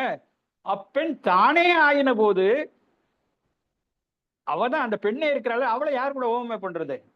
இங்கு அயல் வேறு ஒப்பு எங்கே உண்டு, எவ்வகை நாடி உரை செய்வேன் என்று சற்று தோல்வி அடைந்து கூறுகிறான் கம்பன். பிரம்மன்டே போய் இன்னொரு திருமகளை நீ ஏன் படைக்க முடியாதா? அவன் சீதை மாதிரி இன்னொரு அழகிய அவன் படைக்க முடியாதா? அப்படி போய் கேட்டா அமுழ்தம் வேணா அவனால படைக்க முடியுமே தவிர திருமகளை படைக்க முடியாது அப்படிங்கிறார். அவ்வளவு அருமையான பாடல்கள் எல்லாம் நிறைந்த பகுதிகள் இருக்கிறது. ஐயா சொன்னது போல கொல்லும் வேலும் கூற்றும் என்னும் இவையெல்லாம் வெல்லும் வெல்லும் என்ன மதர்க்கும் வெளிகொண்டாள் என்ற பாட்டை மிக அருமையாக சொன்னார்கள். கொல்லும் தன்மைத்து அன்று அது குன்றும் சுவரும் தின் கல்லும் புல்லும் கண்டுருக பெண் கனி நின்றார் என்ற அந்த பாடலிலே அந்த வேலும் கூற்றம் இவையெல்லாம் வந்துதான் கொல்லும், இல்லை ஒரு இடத்துக்கு போய் கொல்லும். ஆனா இவளுடைய கண்கள் இருந்த இடத்துல இருந்து தாக்குமா. அது மாத்திரமல்ல, குன்றும் தூரத்துல உள்ளது, சுவரும் பக்கத்துல உள்ளது, தின் கல்லும், திண்மையான கல், மென்மையான புல், எல்லாமே இவளை பார்த்து அக்ரிணை பொருள்கள் கூட உருகுகிறது இவளுடைய அழகை பார்த்து. ஐயா இன்னொரு 2 பாடல்களையும் அருமையாக சொன்னார். வரிசிலை அண்ணலும் வாட்கண் நங்கையும் என்று சொன்னார். ராமனையும் சீதையும் கம்பன் வர்ணிக்க தொடங்கி விட்டான் என்று சொன்னால் அதற்கு ஒரு எல்லையே கிடையாது. வில்லை வைத்திருக்கிற ராமன் வாள், அவளுக்கு ஒரு ஆயுதத்தை கொடுத்துட்டான், வாள் போன்ற கண். வரிசிலை அண்ணலும் வாட்கண் நங்கையும். அடுத்த பாடலிலே எதுக்கு இருக்குன்னு சொல்லணும், ஒரு இல்லைன்னு சொல்லுவோமே அப்படின்னு, மருங்கிலா நங்கையும் வசையில் ஐயனும் என்று சொல்லுவான். அவளுக்கு இடையே இல்லை, வசையில் ஐயன், அவன் மேல குற்றமே இல்லாத ராமன் என்று சொல்வான். மிக அருமையாக சொன்னார்கள். அதே போல வில்லை முறித்து விட்டான். இப்பொழுது ராமன் பக்கம் உள்ளவர்களும் சீதையின் பக்கம் உள்ளவர்களும் ஒரு பட்டிமன்றம் போல உரையாடுகிறார்கள். அப்பொழுது ராமன் பக்கம் இருப்பவர்கள் சொல்கிறார்கள், நம்பியை காண நங்கைக்கு 1000 நயனம் வேண்டும். எங்க ராமனை பார்க்கணும்னா உங்களுக்கு எல்லாம் 1000 கண்ணு வேணும் அப்படின்னு அவங்க பக்கத்துல உள்ளவங்க சொல்றாங்க. இப்ப சீதை பக்கத்துல உள்ளவங்க சொல்றாங்க, கொம்பினை காணும் தோறும் குறிச்சிருக்கும் வாங்கனேயாம். எங்க சீதையை பார்க்கறதுக்கு ஒவ்வொரு தடவையும் 1000 கண்ணு வேணும். ஒரு தடவை 1000 கண்ணு பார்த்த உடனே அது ஃபியூஸா போயிருமா அந்த பல்பு, திரும்ப ஒரு 1000 கண்ணு வேணுமா. அவ்வளவு அருமையான பாடல்கள் எல்லாம் நிறைந்த பகுதிகள் இது. இது மாத்திரமல்ல, சூர்பனகை சென்று ராவணனிடத்தில் உரைக்கிற போதும் இந்த சீதையினுடைய அழகு அங்கே வெளிப்படும். ஐயா அவர்கள் உரையாற்றுகிற போது சொன்னார்கள், இந்த திருமகள் என்பவள் அத்தனை அழகானவள் என்று சொல்கிற போது அந்த திருமகள் சீதைக்கு ஒரு வேலைக்காரியா இருக்க கூட லாய்க்கு இல்லையா. அப்படி என்றால் இந்த சீதை எத்தனை அழகு உள்ளவள் என்பதை நாம் கற்பனை செய்து கொள்ள வேண்டும். காமரம் முரளும் பாடல், கல் என கனிந்த இன்சொல், தேமலர் நிறைந்த கூந்தல், தேவர்க்கும் அணங்காம் என்ன தாமரை இருந்த தையல், சேடியாம் தரமும் அல்லல். அவ கூட இவளுக்கு வேலைக்காரியா கூட இருக்க முடியாது, அவ்வளவு அழகு சீதை. யாம் உரை வழங்கும் என்பது ஏழமை பாலது அன்றோ என்று கம்பன் பாடுவான்.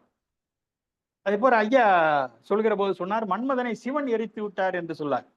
அவ சூர்பனகை போய் அவன் அண்ணன்ட்ட சொல்லும் போது என்ன சொல்றா, அவ இப்படிதான் சொல்லிட்டு இருக்கிறாங்க ஊர் பூரா, சிவபெருமான்னா மன்மதனை எரிச்சிட்டாருன்னு. அப்படி இல்லை, அவனும் சீதையை பார்த்துருக்கிறான், அவன் அழகுல மயங்கி இருக்கிறான், அவளையே நினைச்சு நினைச்சு நாசமா போயிட்டான் அப்படின்னு சொல்ற மாதிரி ஒரு பாடல் போட்டிருக்காரு கம்பன். ஈசனார் கண்ணின் வெந்தான் என்னும் ஈது இழுதை சொல், அது தப்பு அப்படிங்கிறார் கம்பன். அப்படி இல்லை, சிவபெருமானுடைய பார்வை பட்டு மன்மதன் காணாம போகலையா, அணங்கனா போகலையாம். வாசம் நாறு ஓதியாலை கண்டனன், சீதையை பார்த்துருக்கிறான் இவன். வவ்வல் ஆற்றான் பேசலாம் தகைமைத்து அல்ல பெரும் பிணிப்ப அதையே நினைச்சிட்டு இருக்கிறான். அவளே பெரும் பிணிப்ப நீண்ட ஆசையால் அழிந்து தேய்ந்தான் அணங்கன். அவ கிடைக்கல, உருகி உருகி உருகி அப்படியே காணாம போயிட்டானா. அவ உருவம் அம்மா என்று சொல்வார். அதே போல என்னத்தை ஓம சொல்றதுன்னு தேடி தேடி பார்க்கறான், முடியல அவனுக்கு கம்பனுக்கு. வில் ஒக்கும் நுதல் என்றாலும், வேல் ஒக்கும் விழி என்றாலும், பல் ஒக்கும் முத்தென்றாலும், பவளத்தை இதழ் என்றாலும், சொல்வொக்கும் பொருள் ஒவ்வாதால். சொல்லு வேணா சரியா வருமே தவிர அதனுடைய பொருள்னு எடுத்து பார்த்தீங்கன்னா இவருடைய அவயவங்கள் எதற்குமே ஓமை கிடையாது. சொல்லலாம் ஓமை உண்டோ, நெல் ஒக்கும் புல் என்றாலும் நேர் உரைத்து ஆகவற்றோ எதற்குமே என்னால் ஓமை கூற முடியவில்லை என்று சொல்வான். அது மாத்திரமல்ல, கடைசியாக ஒரு கேள்வி கேட்பான். இவள் சூர்பனகை சொல்கிறாள் அவள் அண்ணனிடம், எவ்வளவோ பெரிய அந்த 3 தேவர்களும் தன்னுடைய மனைவிமாரை எங்கெங்கே வைத்திருக்கிறார்கள் என்றெல்லாம் சொல்லிவிட்டு, சீதை கிடைத்தால் நீ எங்கனம் வைத்து வாழ்வாய், எங்கே வைத்து வாழ்வாய் என்று ஒரு கேள்வியை கேட்பாள். பாகத்தில் ஒருவன் வைத்தான், சிவபெருமான் பாகத்தில் ஒரு பாகத்தை கொடுத்துட்டான். பங்கயத்தில் இருந்த பொன்னை ஆகத்தில் ஒருவன் வைத்தான், இதயத்திலே திருமகளை வைத்து விட்டான். அந்தணன் நாவில் வைத்தான், பிரம்மன் சரஸ்வதியத்தினுடைய நாவிலை வைத்திருக்கிறான். மேகத்தில் பிறந்த மின்னை வென்ற நுண் இடையினாலே, மேகத்திலே பிறந்த மின்னலையே வெற்றி பெற்றவளாம், அப்படி ஒளி மிகுந்தவள் சீதை. நுண்ணிய இடை, ஐயா இடையை பற்றி வெகு நேரம் சொன்னார். நுண் இடையினாலை மாகத்தோல் வீர ராவணனிடம் கேட்கிறாள், பெற்றால் எங்கனம் வைத்து வாழ்ந்தி, அவள் கிடைத்தால் நீ எங்க வச்சு வாழ்வ? ஆனா இதுல ஒரு நுட்பம் என்னவென்று கேட்டால், பெற்றால் நிச்சயமாக அவள் உனக்கு கிடைக்க மாட்டாள் என்ற மறைமுக பொருளை வைத்து கம்பன் இந்த பாடலை இங்கே ஏற்றி இருக்கிறான். மிக அருமையான உரை.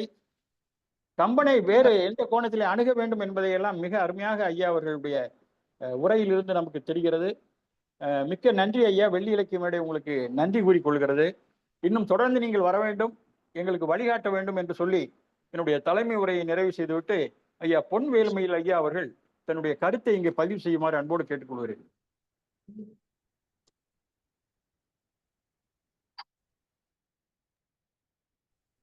நன்றி ஐயா, வணக்கம். சடகோபன் ஐயா உரை என்றாலே நாங்கள் எல்லோரும் எங்களுடைய கண்களும் செவிகளும் அந்த ஐம்புலனும் அவர்கிட்ட தான் இருக்கும். அவ்வளவு அற்புதமாக அவர் உரையாற்றக்கூடியவர். அவருக்கு ஐயா ஒரு நிமிடம் பொய்ய செல்வராஜ் சார், அவர் பொன்வேல் மயில் அவருக்கு இது போடுங்க, ஸ்பாட்லைட். இல்ல எனக்கு கோஹோஸ்ட் கொடுங்க.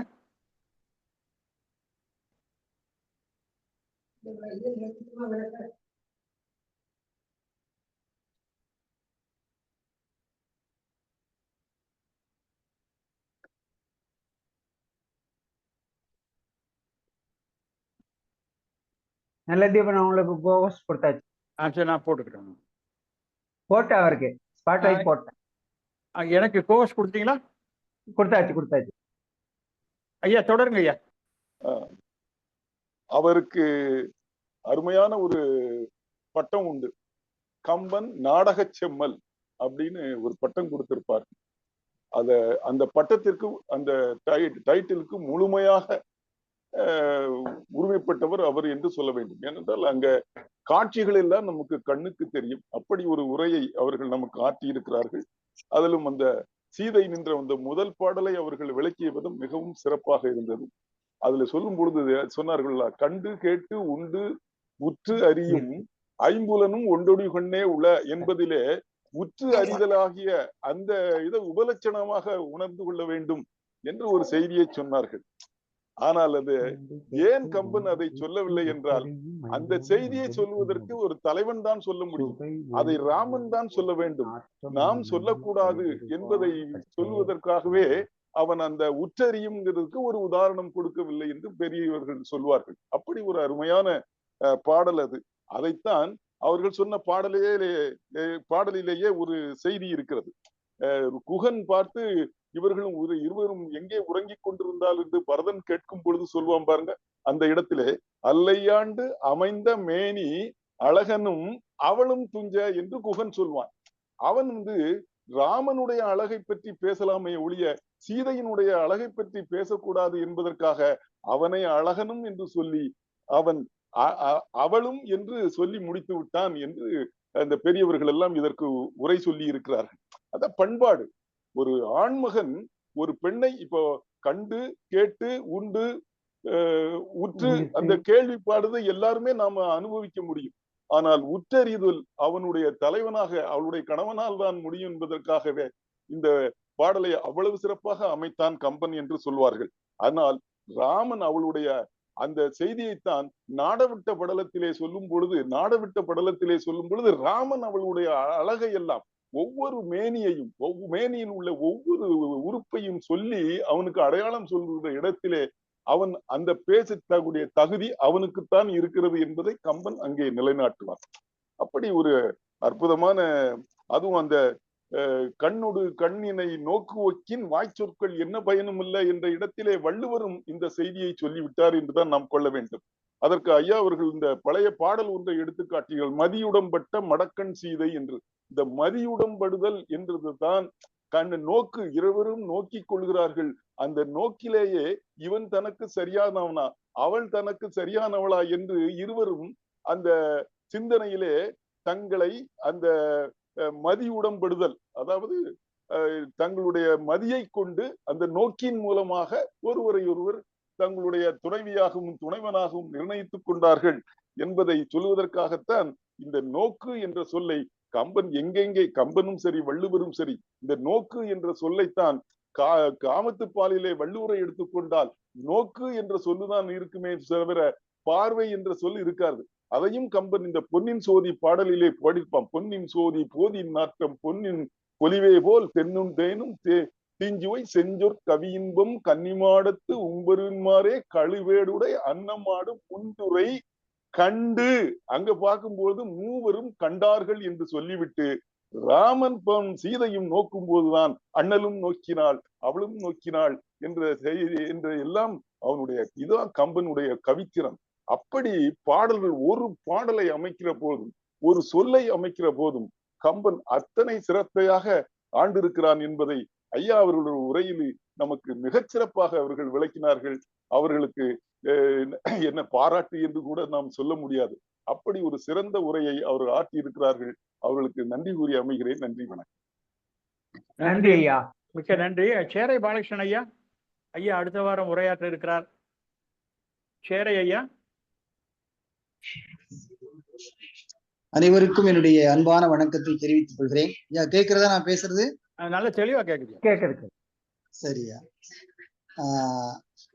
முதுபெரும் நாவலர் ஐயா நாவலர் சடகோபன் அவர்கள் இன்றைய தினம் அழகி என்ற பொருளிலே அருமையான செய்திகளை இங்கே தந்தார்கள். சீதையின் கன்னிமாட காட்சியை அவர்கள் வைத்துக் கொண்டு அந்த அழகை பண்ணிக்கிறோங்க. தேங்க்யூ. ஹலோ, சரிம்மா, சரி, நன்றி, ரொம்ப நன்றி. என்னாச்சியா? இல்ல ஒண்ணும் இல்ல, அவர் சடகோபன் ஐயா வெளியே போறாரா அது சொல்றாங்க, வேற ஒண்ணு இல்ல, நீங்க பேசுங்க. சரியா? அழகொடிர அங்கே சொன்னார்கள், ஓவியத்தில் எழுதவன்னா உருவத்தான் ராமன், தேவு தென்கடல் அமிழ்ந்து கொண்டு அணங்கவேள் செய்த ஓவியம் சீதை. அதையெல்லாம் மிக விரிவாக சொன்னார்கள். ராமன் சீதையின் உள்ளத்திலே இருக்கிறான். அந்த அழகனை பார்த்த அந்த நொடி முதல் அவனுடைய எண்ணமே அவள் மனதிலே பதிந்திருக்கிறது. ஆகவேதான் வில் ஒடித்த பிறகு நீலமாலை என்ற தோழி அந்த செய்தியை சொல்ல வருகிறாள். ஆனால் சொல்வதற்கு அவள் முயலாமல் ஆடுகிறாள், பாடுகிறாள். அதை தாங்க முடியவில்லை சீதையால். அப்பொழுது அந்த நீலமாலை கூட அழகியாகத்தான் தெரிகிறாள்.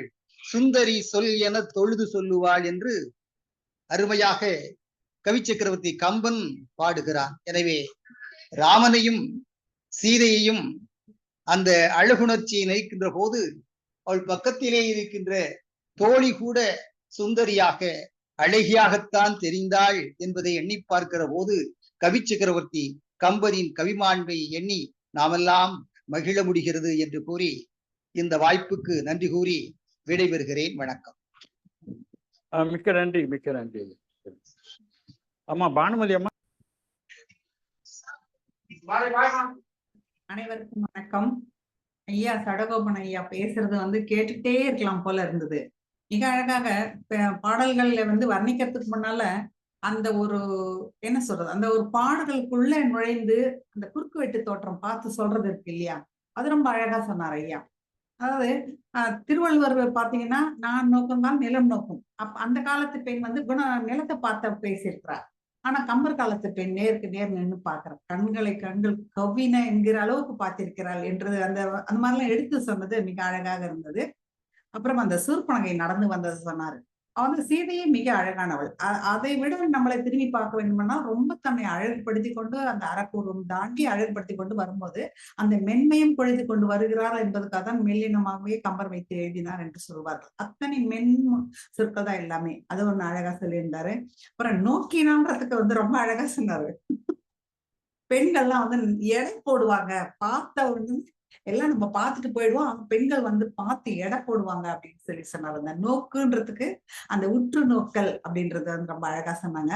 அப்புறம் இந்த பாரதி சரஸ்வதி துதியில இருந்து எடுத்து சொன்னது எல்லாமே மிக அழகாக சொன்னார். அந்த இடை இல்லாதவளுக்குன்றது விளக்கம் பொய்யோ என்ற இடையாளுடன் போனாள் என்று சொல்லும்போது அது எங்கிருந்து எங்கேயோ எடுத்துன்னு அதை சொல்லியிருக்கிறார் என்று இணைத்து சொன்னது மிக அழகாக இருந்தது. அதே மாதிரி வரிசிலை அண்ணலும் வாட்கண் சீதையும் என்று சொல்லும் போது சிலை என்றால் வில் இல்லையா, அவருடைய ஆயுதம் அது. ஒரு வில் ஒரு இல் என்ற மாதிரி ஒரு அவருடைய ஆயுதம் அது. இவளுக்கு என்று ஒரு ஆயுதம் இருக்கிறது. 2 ஆயுதங்களோட மோதி பார்த்துக் கொள்பவர்கள் 2 பேரும் ஜெயிக்கிறது வந்து காதல்ல தான். இப்போ 2 பேரும் இதயம் பூக்கினார், ஏகினார். இவங்க இதயத்துல அவங்க இதயத்துல இவங்க அப்படின்னு வந்து அந்த 2 ஆயுதங்களை வைத்துக்கொண்டு வெற்றி தான் அடைஞ்சிருக்கிறாங்க 2 பேருமே. அப்படி ஒரு வரியை கம்பர் போட்டிருக்கிற இடம் சொன்னது அழகாக இருந்தது. மிக அருமையான உரை, மிக அழகாக இருந்தது. இன்னும் கூட நிறைய கேட்க வேண்டும் என்ற ஆவலை தூண்டுகிறது. அந்த வாய்ப்புக்கு நன்றி. நன்றிமா, நன்றி. பாப்பையா சார். அனைவருக்கும் வணக்கம். அனைவருக்கும் வணக்கம். வணக்கம் வணக்கம் வணக்கம். அதாவது நம்ம கம்பன் ரசிகர்கள் எல்லாம் ஏற்கனவே அந்த உரையில் இருந்த அருமைகள் எல்லாம் சொல்லிட்டீங்க. செஞ்சொற் கவியின்ப நாம் என்று பருகினோம். ஐயாவுக்கு வந்து ஒரு இடர்பாடு என்னன்னு கேட்டீங்கன்னா, அரங்கத்துல பேசும் பொழுது நேரடியாக எல்லோரையும் பார்க்கும்போது அவர் இன்னும் ஒரு அருமையான உணர்ச்சி வசப்பட்டு உந்தப்பட்டு இன்னும் பேசுவாரு. ஆனா நம்ம வந்து இணையத்துல வந்து ஒரு வானொலிக்கு உரையாற்றுற மாதிரி ஒரு அடைச்சு போட்ட ரூம்ல இருந்து பேசுற மாதிரி இருக்கிறதுனால அவருடைய பேச்சுல வந்து நம்ம தொய்வு கிடையாது. அவருக்குள்ள ஒரு இடர்பாடாது. அது அவரை சொல்லும்போது சொல்லியிருக்காரு ரொம்ப அருமையா. அதாவது நாங்க வந்து மாநில தமிழ் சங்கத்துல அந்த மண்டோதரி புலம்பல், அந்த கைகை மனமாற்றம், இந்த மாதிரி உரைகளை எல்லாம் கேட்டு மகிழ்ந்திருக்கிறோம். நாங்கள் கொடுத்து வைத்திருக்கிறோம், நாங்கள் கேட்டு மகிழ்ந்திருக்கிறோம். ஐயா அவர்கள் இன்னும் அதிகமாக வந்து அருமையான கருத்துக்களை சொல்ல வேண்டும். அந்த சொன்ன மாதிரி அந்த வள்ளுவர் காலத்து காதலுக்கு இன்னைக்கு உள்ள காதலுக்கு உள்ள வேறுபாடு எல்லாம் ரொம்ப அருமையாக சொன்னார்கள். ரொம்ப அருமையான பேச்சு. நம்ம வெள்ளி இலக்கிய மேடை நண்பர்களுக்கு அவர் இன்று அறிமுகமாயிருக்கிறார். அவர் மீண்டும் வந்து நல்ல உரைகளை வழங்கி நம்ம இன்பத்தில் ஆழ்த்துவார் என்று சொல்லி நன்றியோடு நான் விடைபெறுகிறேன். நன்றி. நன்றி ஐயா, மிக்க நன்றி. ஞான வடிவேல் ஐயா இருக்கீங்களா? ஐயா இருக்கீங்களா? வணக்கம். இருக்கேன் ஐயா. உங்க கருத்தை பதிவு பண்ணுங்க ஐயா. ஐயா இருக்கீங்க? இருக்கேன். உங்க கருத்தை பதிவு பண்ணுங்க. கருத்தா? பேச்சே வரல. கருத்து என்ன சொல்றது, பேச்சே வரலையா எனக்கு. அந்த அளவுக்கு மிக சிறப்பான ஒரு பேச்சு ஐயா வந்து.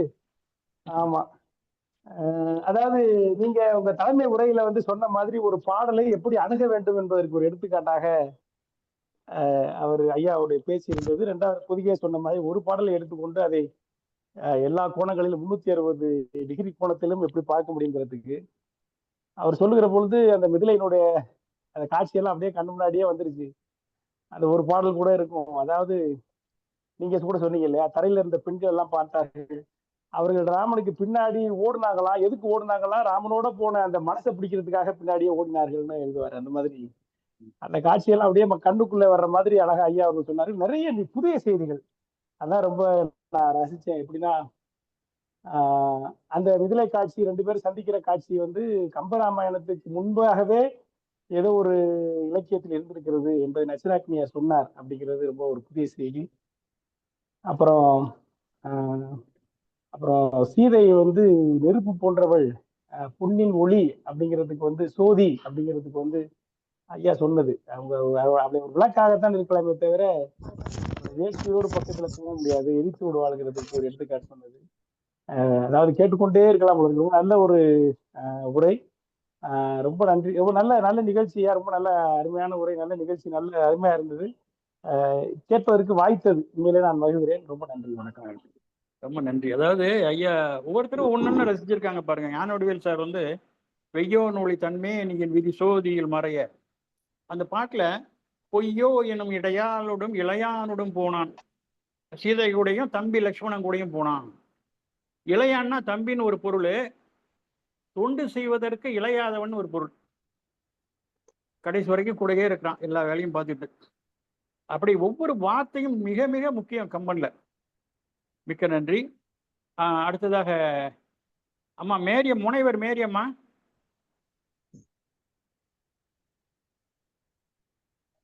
மேரியம்மா சரி, அப்புறமா பேசுங்க. ஐயா ஹரிகோபாலசன் சார். சார் மைக் அன்மியூட் பண்ணிட்டு பேசுங்க சார்.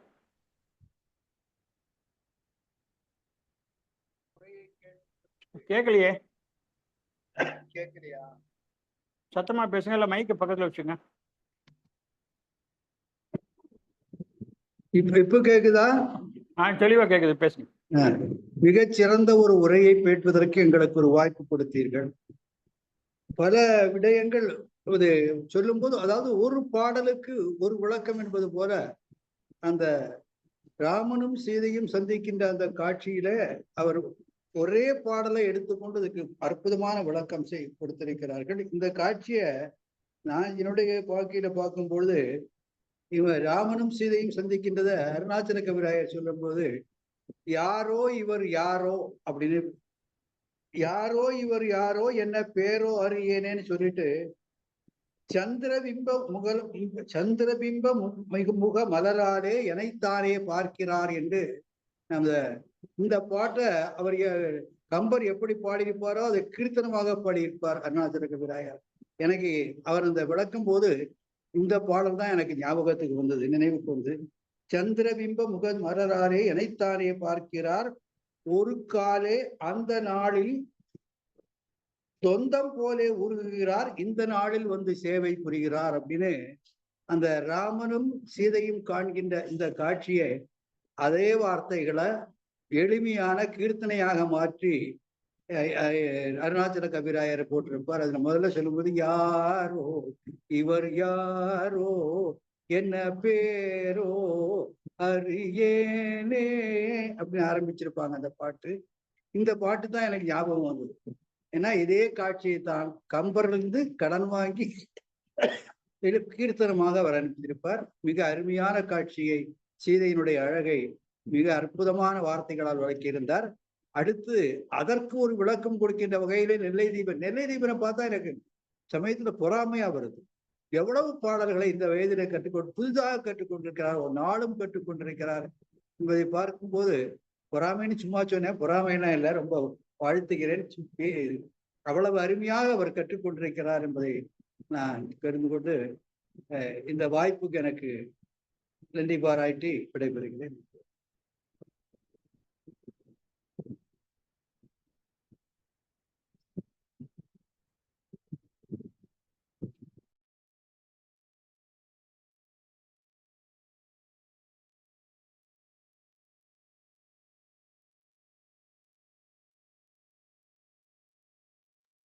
தீபனையா உங்க பேச்சு கேட்கல.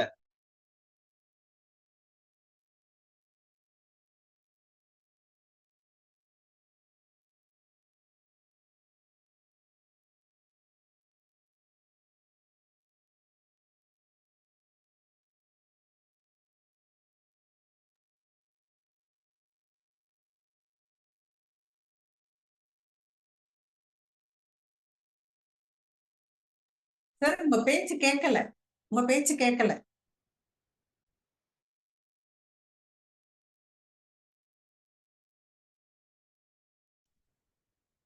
இன்னைக்கு 500 ரூபா போதுமா?